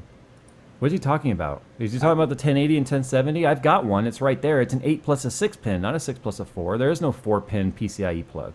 There is if you cut the other 2 pins off. Oh, okay. Well, I didn't try that. I'm just trying to defend the internet. I think I would only go with XLR if you want to take more control over the tones and the EQ that you can get on a mixer. Like Jerry said though, like getting the tube amp can warm things up, but you can get the same effect too with a inexpensive mixer board that has EQ settings on there, high, mid, and low. If you want to get more kind of a radio type of sound, then I would maybe suggest that. But it is a little bit more complicated setup. It's a little bit more involved with it. And a lot more expensive for what you get. It's definitely diminishing returns. Yeah. Because like right now, I've got a Mackie mixer board that's $300 and some, a tube amp that's $150, a microphone that's $120 or $150. It's like you add all that up. And as you guys can see, every now and then he gets a buzz. He got to tune out. Now I got to tune out the buzz because my amp's going into the pooper. But as long as your microphone has good pickup, it's not picking up a hell of a lot of background noise, and it's it's relatively quiet when you're not talking into it, you're fine. I honestly would not change it. A lot of people ask me that question. That's surprisingly that's high on the list of questions because everybody's like, man, your microphone setup sounds really good. What is it? And it's like, I know a guy who actually does voice work for a living for video games, and he's literally in a closet with sound dampening material on the walls using a blue snowball. Yeah. Like just a off-the-shelf USB blue snowball. They're what, like $80 or $100? And that's what he uses for voice level work, just because he took the time to tune it and to make an environment that's conducive to it. So yeah. Dragon's Den also forgot to say, keep up the great work. Thank you, sir. Woohoo! Matter donated and said, Jay and Jerry, I have been catching up on TechTalk while I've been at work. Keep up the great work. Jay, longer videos about cars, please. Your endless babble is oddly therapeutic and need more of it. I can't listen to myself talk for that long. I don't watch a lot of the stuff that Jay does just because he's kind of a dickhole.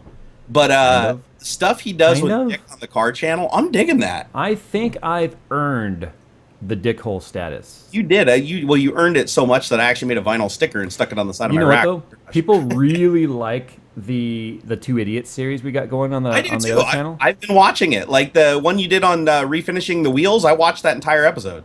Wow, I actually kept your attention for 17 minutes? You did. That is like can we mark the calendar on that one?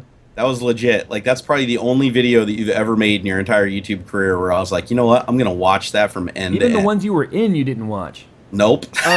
What's funny though is that's a harder series to keep up though because it takes a lot of time to do something that requires us to film the Two Idiots thing. Oh, you can tell because when you guys start, it's in the morning, and when you end, it's dark outside. So it's pretty, and that's shooting. That's not including editing and everything. So that's obviously like a 2-day adventure every time you do it. What's the Plastidip video at? Is it like over 60K now? I don't know why that video is growing like it is. It's weird. Yeah, no, it had abnormal growth, but I think it's because you just hit on something that's a really hot topic right now. Because I want to do it myself. Like I was telling you, I want to plasti dip my roof on my car because the paint's peeling off, and I'm too cheap to go get the car repainted, and to get it vinyl wrapped costs like $1,000-$1,500, like through a homie hookup. We went Coconut Monkey and I actually went with TJ yesterday when he bought his 350 for his drift project because he wanted my blessing on the car. So I did a good inspection on the car and drove it. It probably needs a little transmission work. I think the CSC is going bad in the transmission, but we started to record a Two Idiots Help Another Idiot by a 350Z. But we didn't finish it. Do you still have your 350, or did you get rid of it? No, I sold that just before I moved here. Okay.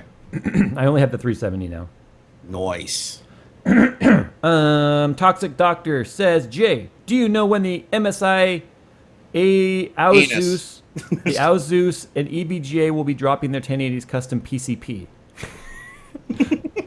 You guys heard it here. Asus, EVGA, and MSI do drugs now.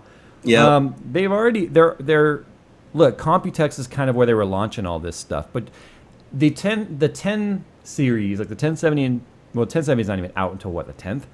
The 1080 is kind of like the 600 series all over again. If anyone remembers the 680, when that first came out, it was a nightmare to try and find one in stock anywhere. Production was low on it, and the demand was high. So I expect this to probably be the same. You guys, if you guys follow on Twitter, you saw yesterday the owner of Red Mist. He couldn't take it anymore. He was like, "God damn it!" Because he got the 980 Ti's, and then the 1080s came out, and it was too late to return his 980 Ti's. So I told him, I said, "Well, I can sell the cards for you if you want, and then you can take the money and put it towards 1080s, but it's going to take you a little while to find the cards." And so I'm trying to help pull little strings here to maybe get access to the cards early, which is kind of a dickhole thing, I guess. But even I can't get any additional 1080s right now. It's like weeks into the future, and that's to buy, not for sponsorship. He buys his cards, and still. No, I even approached Puget, and they said that the numbers that they're getting are like way too low right now for it to be beneficial in any way. So, low. Yeah. But I tried because I wanted 1080s like Jay. I'm starting to change my mind on the idea of wanting to do 3 in Skunkworks. In fact, I'm not even feeling that pressured to upgrade, if you want to know the truth. I think the performance is at a point now, though, where it's like not even really that tempting. You know, one of the things that suck so much is it's so hot. It's when I game on Skunkworks, because there's 3 1080s in here, even with water cooling, it's just so freaking hot. So just how hot it gets in here, it keeps me from wanting to game. And I'm thinking if I can go back down to 2 cards that are going to be, extremely powerful, then that's enticing again. Have you ever thought about doing something really cool, like putting the fan on the outside of the house and like running like fittings through the wall and exhaust all the heat outside in your liquid cooling setup? You really don't watch Linus, do you? No, I watched his okay, he did something that's unobtainium. Nobody's going to go and run like freaking copper pipe through their whole house and put assisting pumps on it and put like, 500, 120 millimeter fans on a giant radiator. The head pressure on the D5 is only 13 feet. So I can't run more than 13 feet of tubing. You don't need more than 13 Well, that's feet. not true, but I mean, the outside head wall. pressure is 13 feet high. But still, I'm not gonna try and remote mount a radiator outside of the room, because then my system's going to be tied down to wherever those tubes come in, and plus it's just going to look terrible. Because all I remember, that is a stupid idea, sir. I have fond memories of my friend who water cooled his memories are a lie. Celeron 300A. Who water cools a Celeron? He got it to 500. Everybody else was only getting to 400, 450 on him, and he got to 500 on his because he had a bucket outside with a pump in it in the dead of winter, and he just pumped the water through his own custom water block where he just glued basically like one of the Radio Shack little plastic project enclosures. He epoxied that over the heatsink, the stock heatsink on the Intel Celeron, and just pumped water through it into a pail outside. And he was stable at 500. And I was like, dude, with modern overclocking and the way things are now, this is why we will never talk about water cooling with you again. Okay? I'm going to do it for a jerry-rigged episode. I'm going to take my liquid-cooled computer that isn't running over here anymore and just put a giant bucket and dump ice in it and see the temperature drop on the CPU. I'm going to do it. You do that. Let me know if you guys want to see that. If you guys want to see that, maybe I'll set up a bucket. That'd be pretty funny, actually. I watched that video get like 17 million views too, even though it's complete bullshit. Killing me. Oh. I was trying to figure out why everyone's saying Linus Tech Tips in chat. I don't see him in here. Besides, they're in Computex right now. I think it's like middle of the night for them. Oh, I guess they would be up technically. Ooh, I just received a donation from Total PC Technologies. Thank you. No message though. What? No message. I don't get it. Jay, is this sheet good? Jay's, this is good. Dell Gaming S2716DG 27-inch screen LED lit monitor. I guess. That was a lot of numbers. I guess so. I don't know that monitor specifically. Do you remember when the Dell Ultra Sharps were like the monitor everyone wanted? Yes. I actually had 2 of them. Why is everyone saying do it? Did you say you're going to do something? I wasn't listening to you. I'm sorry. No, the bucket of water, water cooling. Oh, just control condensation. You wouldn't No, be the first one to. You wouldn't be the first one to do it though. Kyle at Awesome Sauce Network already did it. Did you do a bucket and dump ice into it? Yes. He Son took of a he took a bucket, he filled it with ice and water, and then he took his radiator in tubes and put the radiator in the water with no fans or anything. He just put the radiator in the water, ran the tubes to his system, and then did stress load to see how much what his temps on the CPU. So mine would be slightly different because I wouldn't be just exposing my. Is it different enough to where people aren't going to be like, Kyle already did this? Kyle No, already did this. I get accused of copying everybody all the time. Well, you do. So. I do, but the videos I copy get the most views. Like the Forge. Apparently, I was a big copier on that one. I kind of was. I even said in the beginning of the video that the King of Random did it before, and we were just seeing if we could do it. Mm-hmm. But that video got 500,000 views or whatever, and most of the comments were like, "You just stole this from the King of Random." It's like, oh god damn it.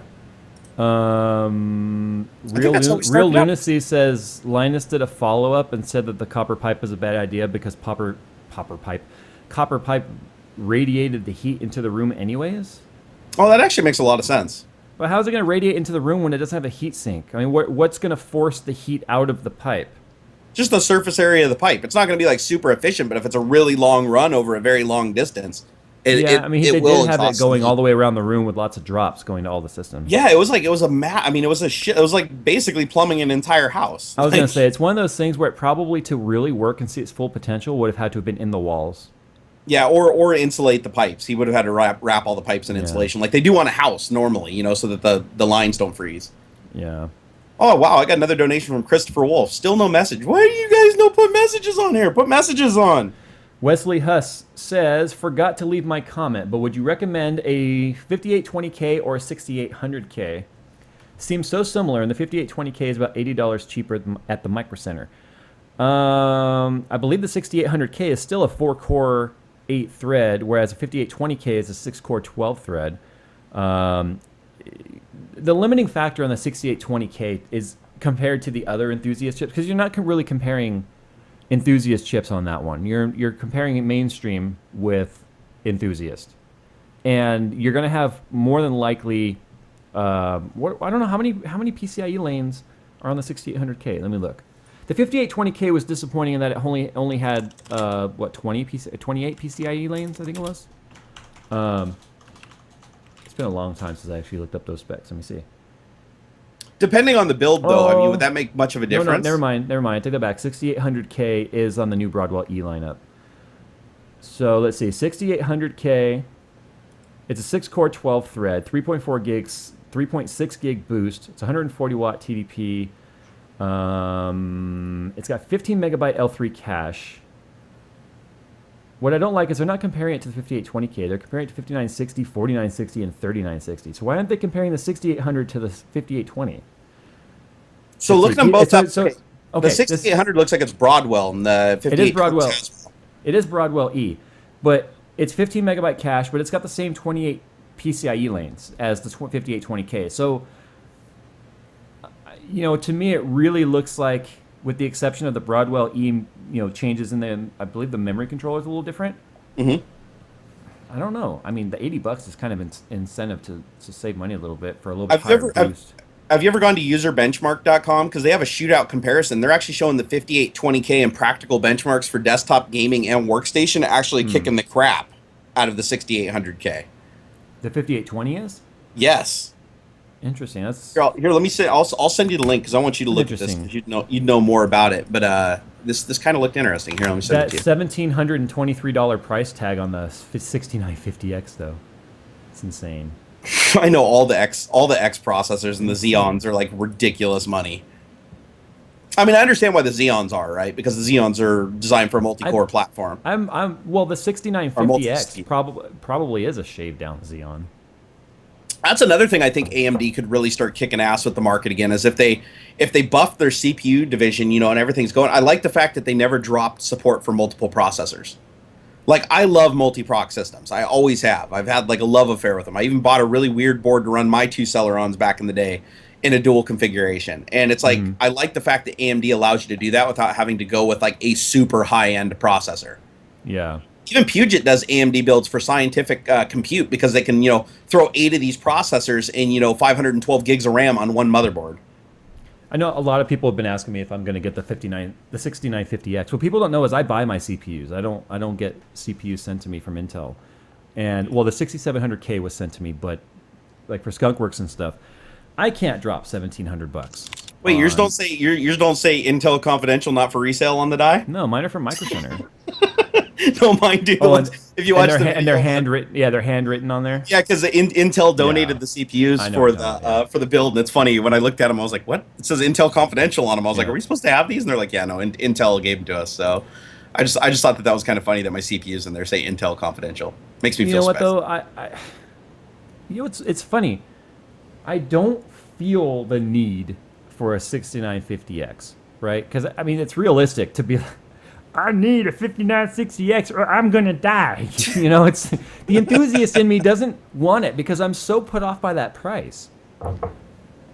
I truly am, and expensive graphics cards never put me off though, because long before I started getting graphics cards sent for review, I bought my 580, I bought my 680, I bought my 8800 Ultra. So I always bought the top tier graphics cards that I could afford. Usually they were a little bit older, like right after the new stuff came out. Right. But still, I felt that like I wanted the best graphics card I could afford because gaming really benefited from that. But what am I going to gain? What am I going to gain right now from 2 extra cores and 4 threads total? No, but being realistic here though, graphics cards are worth the investment now because most things are hardware accelerated using graphical GPUs, like your Adobe Premiere is, your gaming are Photoshop. If you do stuff with HTML5 and stuff like that, that's GPU accelerated. So it's getting to the point now where the CPU is far less relevant. It's more of a coordinating thing in your computer than it is the performance component. Yeah. I'm not saying that the CPU can't bottleneck the GPU, because without sufficient CPU, you're not going to be able to run the GPU to its potential. But I'm just saying that where CPUs are at today, I think are so far beyond bottlenecking a GPU that the GPU is definitely the component you want to focus most of your resources on when building a computer. Mm-hmm. I mean, do you agree with that? I mean, does that seem like that's no? You're absolutely right. As long as the GPU though has some of the direct compute power to go along with it, right? I mean, if you're... And most of them do, though, right? I mean, now, like, most of the NVIDIA cards and the AMD use, like, CUDA and... the last card that NVIDIA really... The last card that really had any powerful direct compute going for it was probably the Titan Z. Before that being the Titan Black Edition and all those cards. After that, they kind of dropped like double precision and all that stuff from their cards. So the Titan X is not like a workstation card. It's not a very good workstation card at all. Oh, I did not realize that. So that's actually like a hardware limitation. Even during the keynote, even when Jensen was up on stage during the keynote for the Titan X, he's holding it, right? And and Jensen's kind of good at this. He's kind of good at noticing or knowing what people were going to kind of murmur under their breath during the presentation. So he kind of tries to address it a little bit during the presentation. So he's holding the Titan X out, right? And he's like, Titan X. He always holds it out because he's like, everyone's going to take pictures. Yeah. So he holds it out like an Apple iDevice.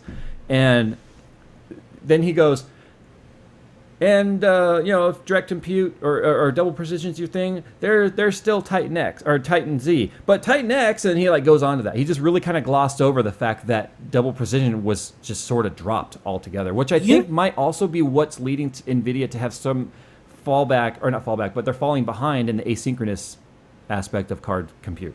I cannot in my head figure out why they would drop that support, since you'd basically only be dropping performance if you enabled or utilized it. Like even if it was a feature. Why would you buy a Quattro card at $3,000 when you could buy a Titan at $1,000? Okay, I think you just kind of answered that question. No, you're absolutely right. Because then you have it's like the old PlayStation 3s where everybody bought a ton of them and made Beowulf clusters out of them that were like way more powerful than the PC counterpart. Right. No, you're right. You're absolutely right. That makes a hell of a lot of sense.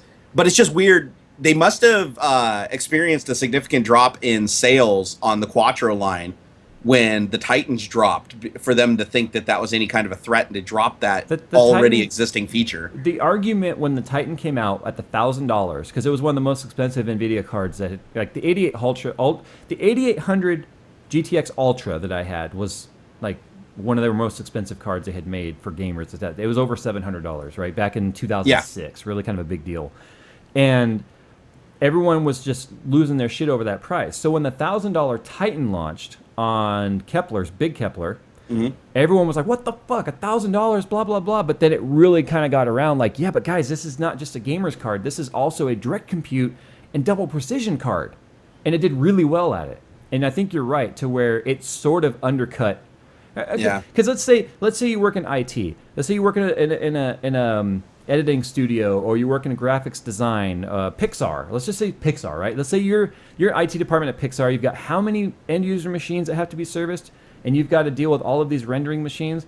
Are you going to buy 2 or 3 Quattros to go in these systems times however many systems there are, or are you gonna get the value of Titans in there? Yeah, I don't remember I think which Pixar was even using. No, they use Apple. I think they're purely Apple. But then again, Apple used Nvidia. So even if they're Apple, though, I know a lot of those rendering farms can use Linux nodes for like the rendering engines and stuff, where they can basically like design the 3D models and cut the scenes and everything together in one proprietary software suite, and then have it rendered out. Yeah.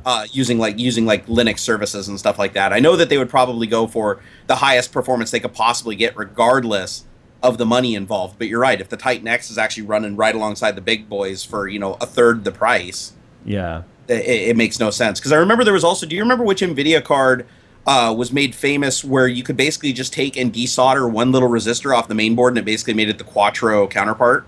Yeah. I can't remember which card it was for the life of me, but yeah, no, I remember somebody did on that hacking site, did a demo of how they did it, and just by unsoldering this one thing from the board, it basically popped up and recognized as a Quattro, loaded the driver, and had the same exact performance and everything. So it's kind of like the guys that were bypassing the voltage limiter by using pencil traces. Exactly, yeah. Exactly. But it just goes to show that NVIDIA is actually building relatively the same hardware. It may look different, but it's relatively the same hardware down at the chip level. Right. And firmware is what's dictating, what its capabilities are. And I've always thought that was a little weird, but I understand why they do it, right? Because it's just like in a market where you sell medical devices and then you sell the non-medical approved version to the public that's the same damn thing, right? Right. It's just a lot cheaper because you didn't have to go through all of the R&D and everything to basically say that, oh, this is completely a stable device that you can bet your entire business on, which is what they're doing with like the Quattro line and what Intel's doing with the Xeons.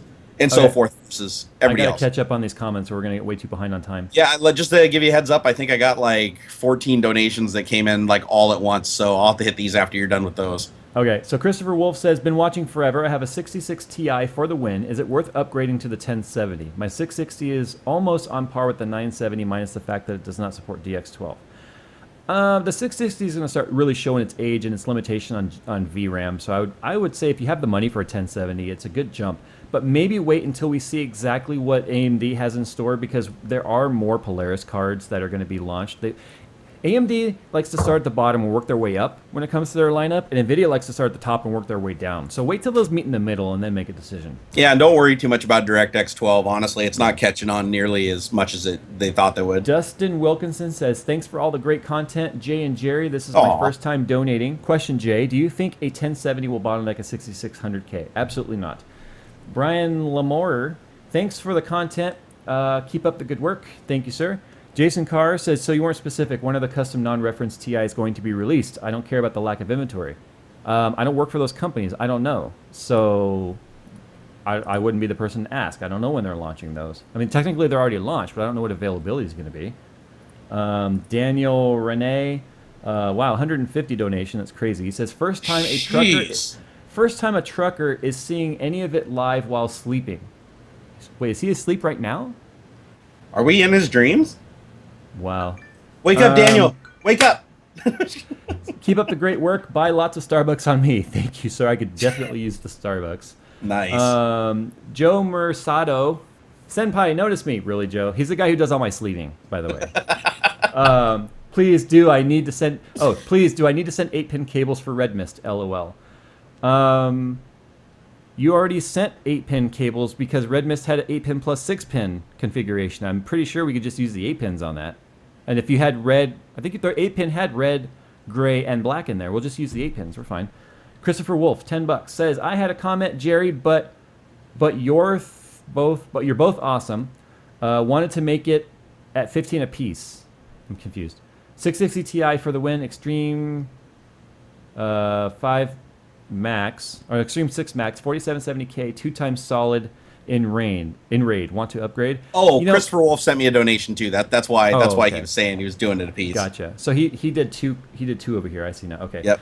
So I'm still running a 4770K on a Z97 inside the simulator rig that's running two 970s in SLI with three 1080p panels for the surround gaming, and I don't feel like the 4700 or 4770K is gimped by any means whatsoever. And you're running high refresh on those too, right?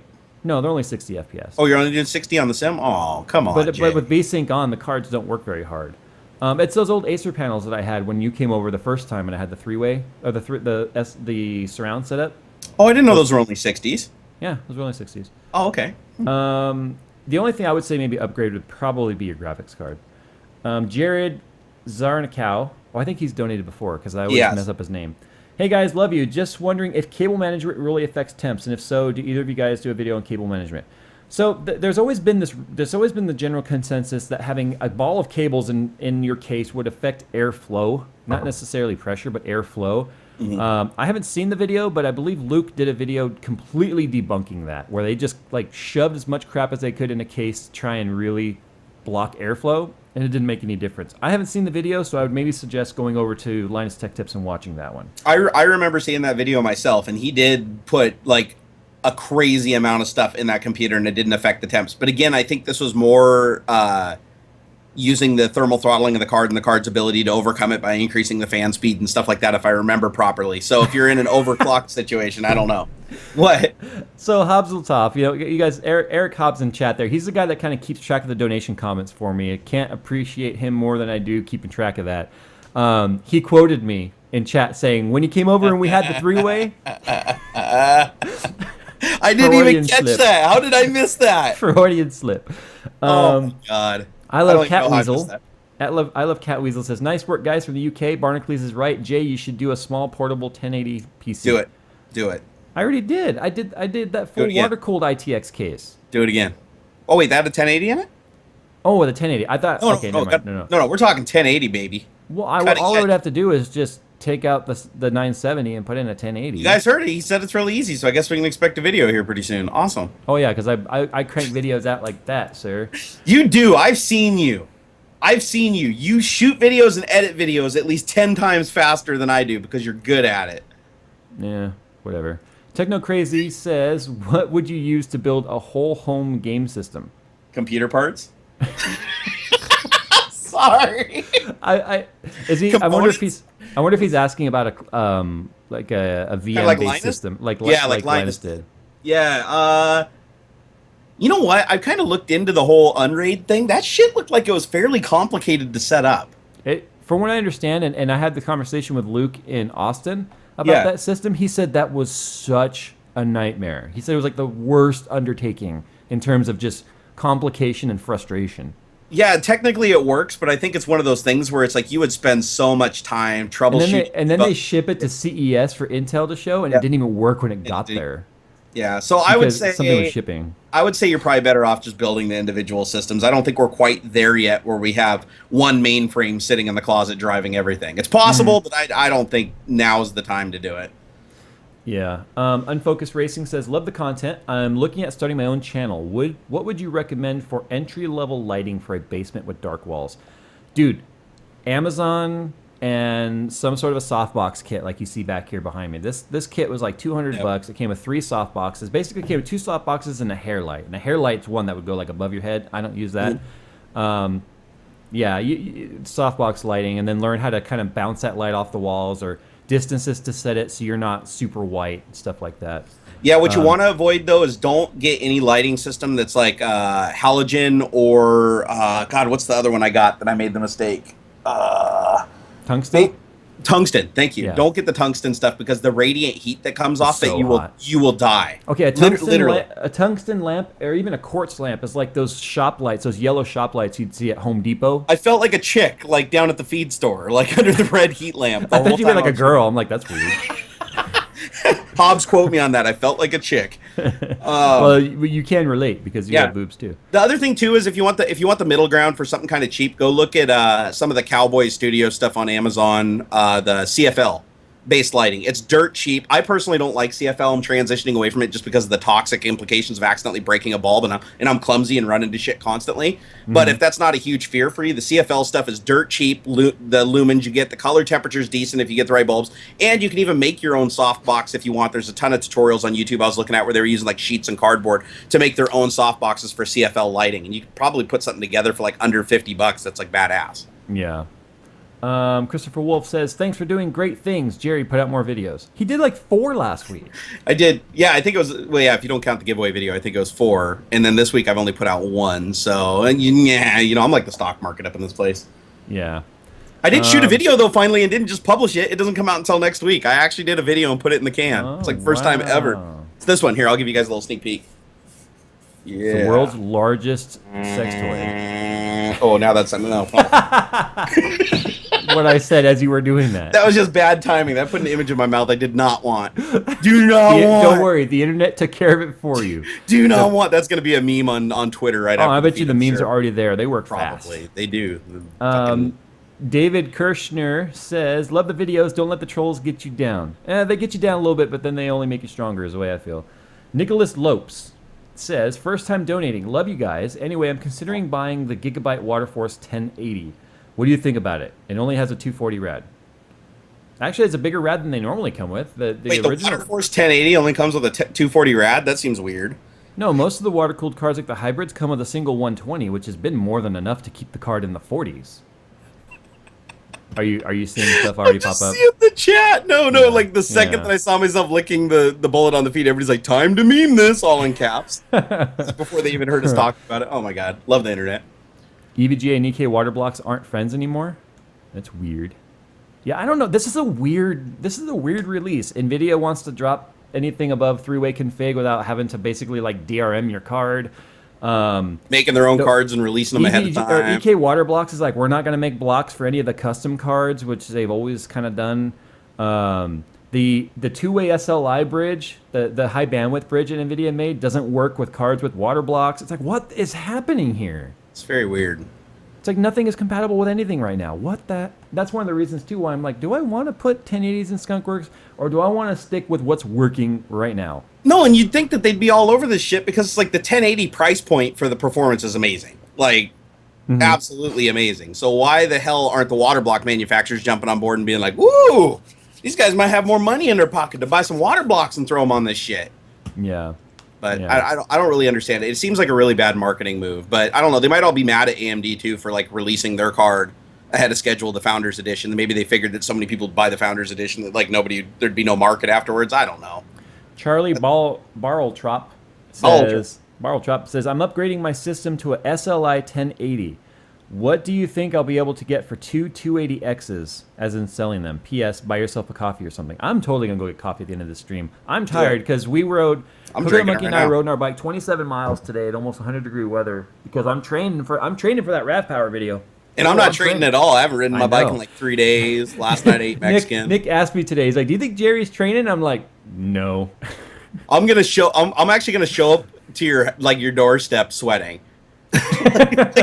like get out of the taxi sweating. I really don't want you to die. I won't die. I'm pretty durable, but I will be on the ground. Your cheeks look a little rosy just sitting there. I'm just saying. The air conditioner. I had to turn the air conditioner down to do this. Boo-hoo. All right, you done with your comments? I didn't answer his question yet. Oh, we better answer his question then. So 2 280Xs probably aren't going to get you very much at all. The 380s are already out. I believe 380X, obviously. You're not going to get much. My question is, I'm with the exception of being, and I know this is going to sound super hypocritical. So really surprised coming from me, right? Glad you caught it. I was going to say it, but you know. So obviously, I wanted to put 2 or 3 1080s in Skunkworks because I'm an enthusiast builder and I want to build a high-end system for the sake of having a high-end system. I guess I want to ask you why you would rather do 2 280 or 1080s rather than 2 1070s for a much better bargain and damn near the same performance. Unless his answer is the same one I have. I'm an enthusiast and want to build a high-end system. In which case, 2 280Xs might fetch you maybe $250 tops. Well, he's kind of also we're kind of assuming that he'd be buying the Founders Edition cards. What if the aftermarket cards that come out for the 1080s have much better cooling? Okay, on them? look, You still think the 1070 is going to hang? Or is it going to be like the 1070s? The 1070s are getting the same treatment. That's true. That's true. So they should technically maintain the same gap. They should, yeah, which is looking about 10%. It's about 10% slower. Well, when so you're dealing with that kind of performance, 10% is actually a pretty sizable amount. But if you look at what that... Okay, so when I did my 1070 video, Jerry, you saw, if you looked at the benchmarks, that the 1070 was faster than 980 Ti in every single benchmark. Holy and shit. Just behind the Titan X in the rest, and beat the Titan X in a couple others. So, I didn't realize that. That's crazy. Yeah, that 1070 is kind of a big deal. But what's the cost difference between the 1070 and the 1080? Right now, Founders Edition 1080 is 700. MSRP is 600 on the 1080. 1070's Founders Edition is 449. MSRP 379. Oh shit, that is a huge gap. That's why I was asking him if, unless he's just like, I want to build a super top end system, is there a reason why you want two 1080s over two 1070s? I'm with Jay on this one, honestly. For the price difference, it sounds like the 1070 is like hard to... Fuck, I feel sorry for anybody that bought Titans. Yeah, like, especially like in just recent months. That's fucking horrible, man. Like, you go spend that kind of money on a card, and Nvidia just plunks out something that's just as good, if not better, for like AMD money. But what's Nvidia gonna do? Everybody stop buying. We got something new coming. You know what I mean? No, but you'd think that they'd milk it just like everything else. The 1080 would cost like $1,000 out of the gate. That's why the next Titan, right? When Big Kepler or Big Kepler, we're going back in time here. When Big Pascal comes out, then it will be a grand.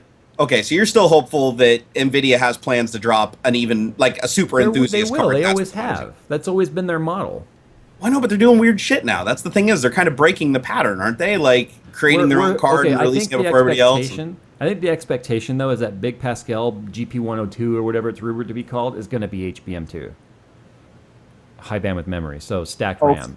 Yeah, so I saw the look on your face like, what does that mean? Thank you. I was like, yeah, so this is probably a stopgap card between their launch of P100, which is their Pascal, NVLink card. Yeah.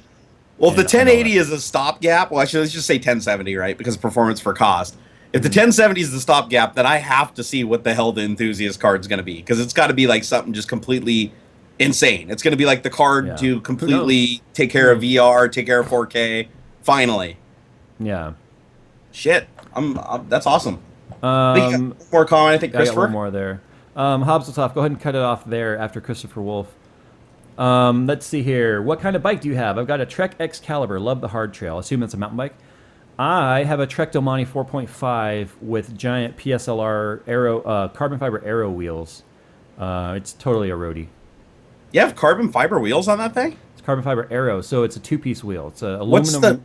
It's aluminum wheel, but with carbon fiber aero on it. So it's an 80 millimeter thick. It's an 80 millimeter deep wheel, and the carbon fiber aero helps the bike cut through the wind going forward. But crosswind's a bigger deal than a standard race wheel. Or the sail that's riding it. I'm just kidding. My ass flapping in the wind. What's the total weight of that bike? Without water?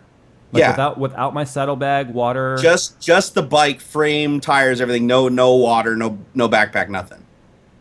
With my tire liners, because I use tire liners because I'm tired of getting thorns. And I have a little bit heavier gauge tire on there. 25 millimeter wide tire, just under 16 pounds. Jesus, dude. And the bike that I'm going to be riding against you has 4-inch wide, high resistance tires and weighs 60 pounds.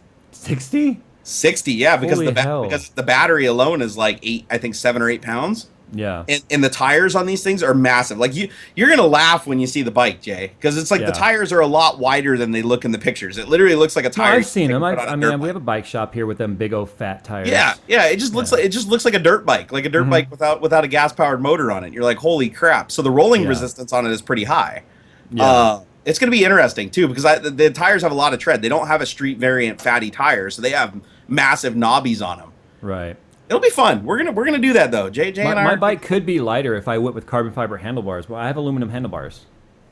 But the rest of my bike, the actual forks, the frame, the seat tube, all that stuff is carbon fiber. But still, 16 pounds. Like if you think about it, that would be no problem for the average man to just grab that and just lift the whole bike inverted above his head. Oh yeah, all the time. If there's an obstacle or something that Coconut Monkey and I have to get over, or if we want to cross grass or dirt, You just hop off the bike and grab the center tube and then just throw it over our shoulder and off we go running with it. Yeah, I think my Santa Cruz Blur is 24 pounds. My really expensive $3,000 mountain bike. Yeah. So just to imagine that your bike is that much less, like that's just wild. I can't. I'm gonna have to come down and ride that because I've never actually been on a street bike before, and I'm curious to see how much of a difference it makes having not that much rolling resistance on the tires. Yeah. Like I gotta imagine if you're able to just pedal comfortably over 20 miles an hour, like that's got to be pretty low rolling resistance. Mm-hmm. All right, go ahead and read your comments. It's time to go. All right, so let's go through here. We got let's see, Total PC Technologies donated. Thank you. No comment, unfortunately. Matthew. See, that's the nice thing about the Google one; it forces you to comment. I know. Matthew Raphael says you can do it, dude. Tech matters. Thank you. Let's see. We got Draggy. What is it? Ristevsky said, "Loved the Slender video, Jerry." Wow, that's an oldie. Don't you love it when people go back and watch your really, really old stuff? Like they just it's find like you go back and you look at your very first video and you see people comment like where it all started. I know, like my mouse video where I'm all just awkward and it's just a picture of the mouse and I'm just like trying to say stuff. Yeah. Let's see. Jonas Joman said message. His message is message. Okay, that's awesome. Oh, here we go. Here, finally we got one. Okay, Matthew Thompson said, "Hey Jerry, two things. One, the dab is a dance move where you have one arm fully extended and you fully bend your arm and nod your head into the bent elbow." Okay, if that was what that person meant, then okay. It's not what it means in Washington. If you would ask Jay, I like this. If you would ask Jay, is a $300 980 Kingpin a better deal than a 1070? I have a 980 Kingpin. Maybe I should do a comparison. That'd actually be kind of cool. Yeah. All right. We'll Jay. I have a 980 and a 980 Ti Kingpin. I wouldn't do the 980 Ti comparison, but I do have a 980 Kingpin, which is like the gray one. Wow, what makes the Kingpin so special? It's Kingpin himself has had the design or handed the design on the VRMs for getting much better power delivery. It's a 3 BIOS card, and it basically has an LN2 mode where you can just crank the voltage as long as you have custom cooling for it. Gotcha. Yeah. Okay. Harry Bamber said, "Did you watch the new Top Gear?" Yes, I did. And it was incredibly cringeworthy, except I will say, after watching it and letting it settle in, I thought Matt LeBlanc's sarcasm might actually work out, but I think Chris is a dipshit. I don't like the main host. Like, do you like Fifth Gear? I do actually, yeah. They've got a very Top Gear feel. Yeah, I don't like the fact that if they're going to replace all the people on Top Gear, they need to change up the format to kind of better suit who they are. It feels like they just took the exact same format that the old guys were doing, and the new guys are uncomfortable doing it. So I don't know. They might find their cadence at some point, but Chris, to me, is just really forced and really dry. That's the American Top Gear? No, I'm talking about the UK one. Oh, I haven't watched ever since... UK, okay, yeah. so ever since the original 3 were dispatched, as they call it, yes. Or sacked, I don't watch it anymore. Yeah, and I wasn't gonna watch it, but it was one of those things where it's like it popped up on the TV. I was like, you know what, I'm gonna give it a chance, and I almost turned it off. The first 10 minutes are like super awkward and super cringeworthy because there's no chemistry between the two new hosts. Right. But Sabine Schmidt, she's freaking amazing. She's awesome. So I can't wait to see her. So they're trying to pull in that female viewership. They are. They're trying to pull in the female viewership. And the other thing that I liked was Matt seems like he's noticeably pissed off. Like, when you're watching the show, I don't know if it's an act. If it is, he's a good actor. So like watching one of my videos? Exactly. He seems he seems genuinely irritated to be on that show for some reason. And for some reason, that makes it fun to watch. Mm-hmm. Like it seems genuine. So I don't know. Murtog in chat says Joker and Adorn seem to be the only ones who will talk about AMD. We spent like 30 minutes talking about AMD. We did. We talked about all things AMD. What shit drugs are you on? Yeah. People just joining the feed assuming. Dustin Hale said, let's see, have to even out the donation. Great work, Jerry. Glad you're making videos again. Dragon's Den. Mm-hmm. Let's see, me to give you more details for my mic. It's a $20. Oh, this is the USB mic guy. Oh, okay. No, if it's a $20 microphone, I can tell you right now, it's garbage. It's gonna sound tinny and crackly. Yeah, you can't get a microphone that's good for $20. You literally you can't even buy like a shitty little plug-in lavalier for an iPhone for $20. So I would say, yeah, absolutely. If you're serious about audio, go with either an XLR setup or a higher end USB integrated like an A2020 or the Blue Snowball. Or even I heard the Razer mic. It's incredibly overpriced for what it is, but it does sound nice. The new Razer. Linus did a good comparison between the Razer and the Yeti because they're very similar. For that price range, though, I'd say go with the Yeti. Well, Razer always charges a bit of a premium just because of them being Razer. They're like the Apple of PC. I can't remember, but yeah, it was more than a little premium. I think that's like a $200+ microphone. Yeah. Like, it's crazy expensive. Let's see, Wissam Fakani? Fakani? Oh, I'm sorry. Careful. I know. Careful the way you word that. I know, I'm almost F-bombing his last name. I'm so sorry. So sorry, Wissam. Wissam? I'm butchering this. He said, here's some love your way, and Jay is a dickhole. I sure am. And he didn't make me water cool my system. Well, I didn't try hard enough. Private part here. We should play Overwatch soon. Add me. All right. So is Overwatch fun? You haven't played it, huh? I haven't played it. I have a key, but I haven't loaded it. I talked to a couple people that I really trust, like people that game a lot, and they said Overwatch is like legitimately a lot of fun. I have a Doom key. I might give it away, but the internet's pissed me off the last couple days, so I don't want to give away nothing. Oh, well, that giveaway that I'm doing for the system, oh my god, that kind of blew things up a little bit. I saw you having to defend the price of that thing, considering it only has a 970 in it. Yeah, I know. The pricing is a bit awkward. Puget Systems builds a premium product, and you pay a premium price. But a lot of people don't factor into it that the support and the warranty that you get on it is crazy. Like, well, it's like you can fix your own car for a lot cheaper too. You go to the mechanic, he charges a 20% markup on parts. Yeah, with Puget, if you have one of their systems and you want to upgrade it, you literally send them the system. They don't charge you anything for labor. They upgrade it, put all the new parts in it, re-photograph it, re-update your album with all the new thermal imaging and everything, all free. They just charge you for the component. Mm-hmm. So it's like you get some cool bennies going through them, and especially if you're local to them. I mean, it's really easy for you to just drop in, like, get your shit fixed. So that's the thing that I argue. It's one of those things where it's like you're paying a premium. Obviously, if you're your own system builder, and they'll be the first to tell you this. This is why I like John, the guy, basically CEO and president. John Bach. John will be the first person to tell you that if you can build your own system, please do build it. They completely support the enthusiast market. They love the enthusiasts. They even go to like PDX land and stuff, not to sell their systems, but just to support the enthusiast market. Mm-hmm. And so I think that that's really cool that they're not a company that's like trying to encroach on that market. They have no want or need for that customer base. The people that they're going after are like the educational market, the scientific market, people that need computers that are 100% reliable and rock solid. That's their market. Right. Let's see. Mike Mixon said, insert obligatory comment here. So when is the video where two of you hit the track down here near him? Oh, Willow Springs? That's your car won't make it down here right now. No, my car would not make it down there. It's like pissing oil out of both valve cover seals, so I need to get rebuilt. And the starter stopped working about a week ago, so I have to push start it now. But I am planning on getting a new motor. You know how much it costs to put a new motor in my car? $2,000. That's it? $2,000 for a completely factory box crate motor for a 2005 STI. That makes me sad because do you know how much a VQ 37 VHR is?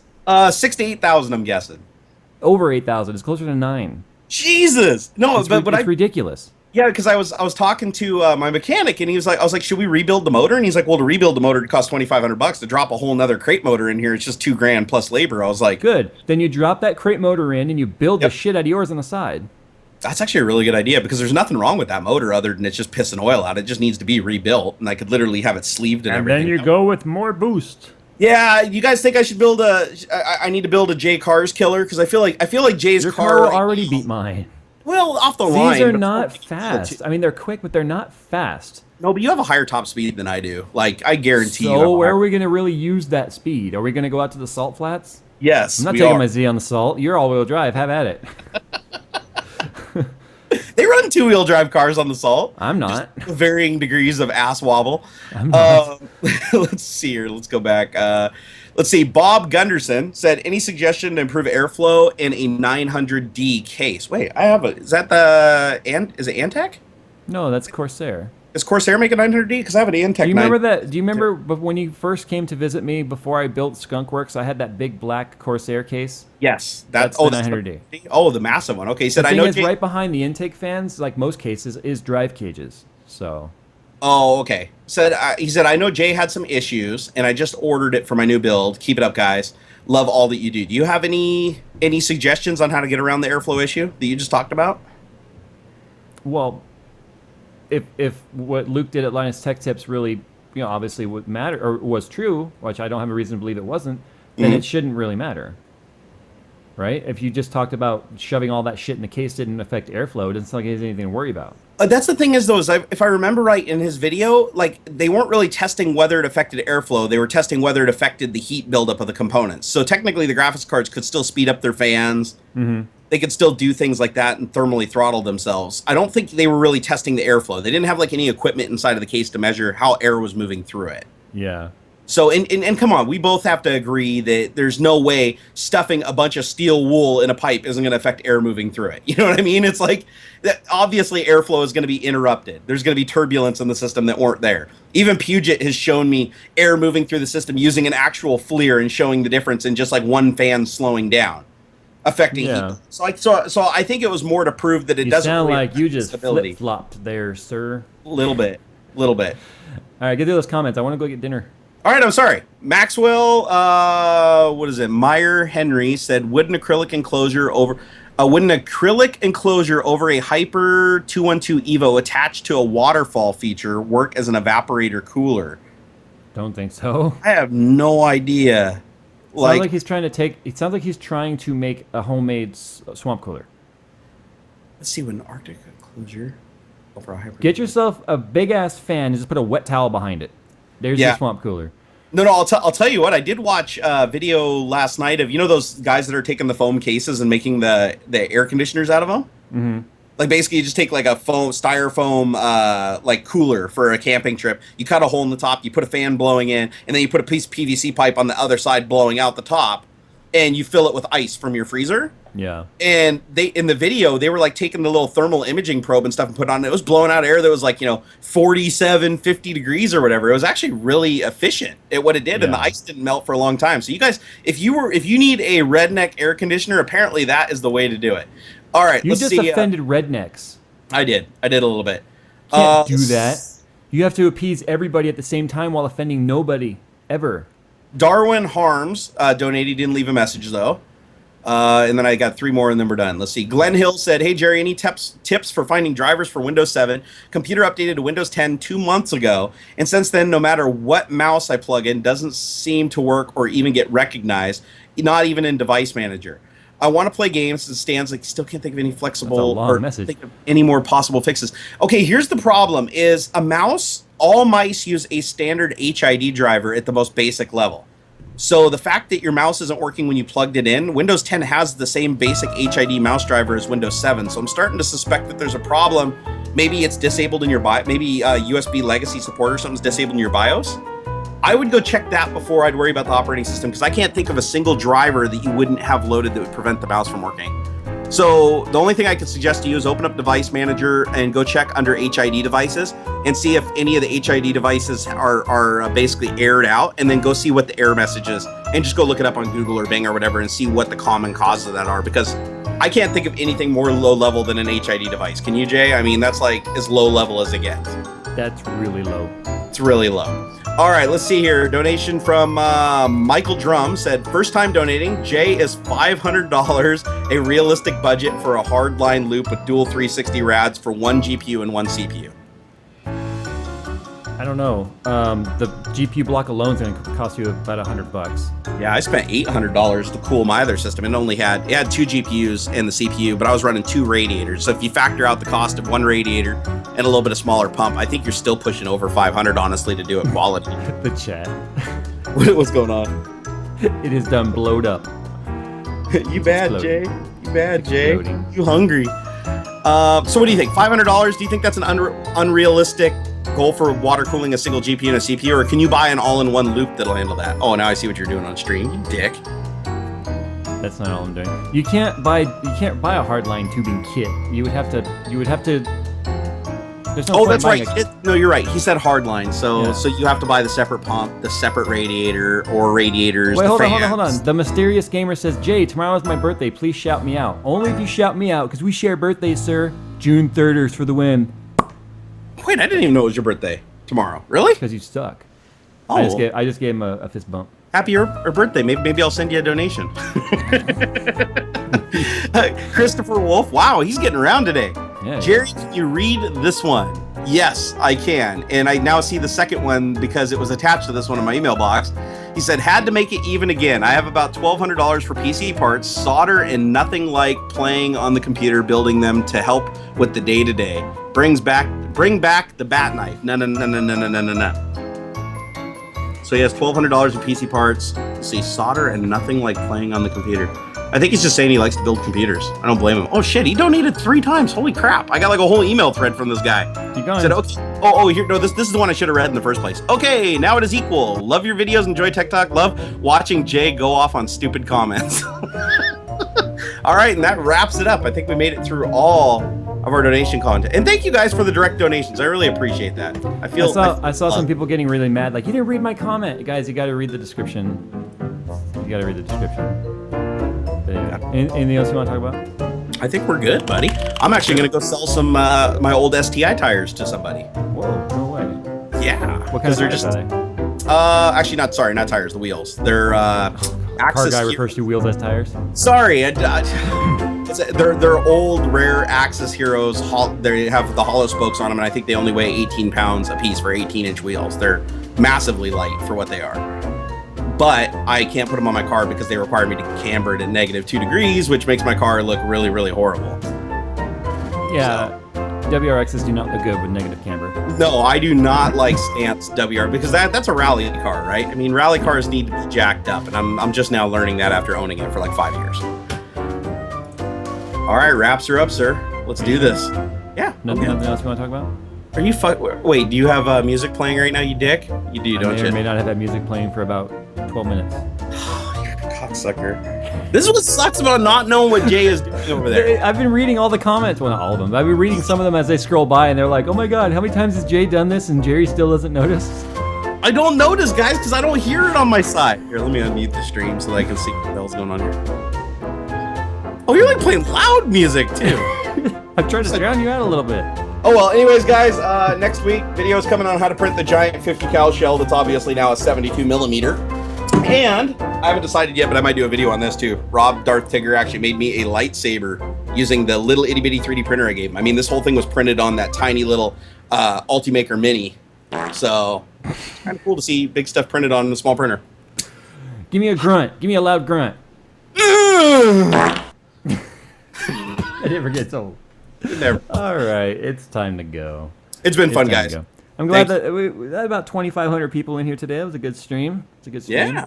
Anyway, guys, I'm going to try and crank out a video for tomorrow. I don't have anything at the can at the moment.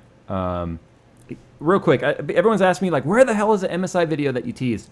I actually ran into a problem with that card that I was making sure wasn't a problem, per se, which turns out what I'm dealing with isn't a problem, so it's going to have to make its way into my video now. In terms of like overclocking ability, so we'll get that video going.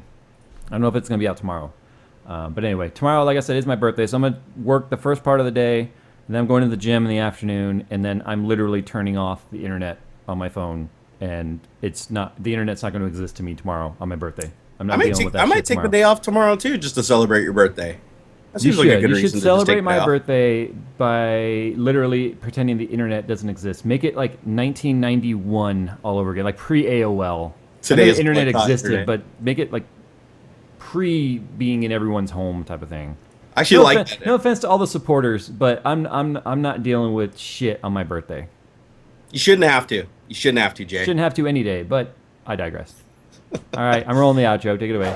All right. Thank you for watching Tech Talk 113. Episode title goes here. Hope you enjoyed Jay and I's usual banter. And AMD is still for poor people. Yep. Sure is. Yeah. You're not really sure, are you? Well, technically Nvidia is too, but I digress. It's for richer poor people. Richer poor people. All right, guys. See you Peace out. Bye.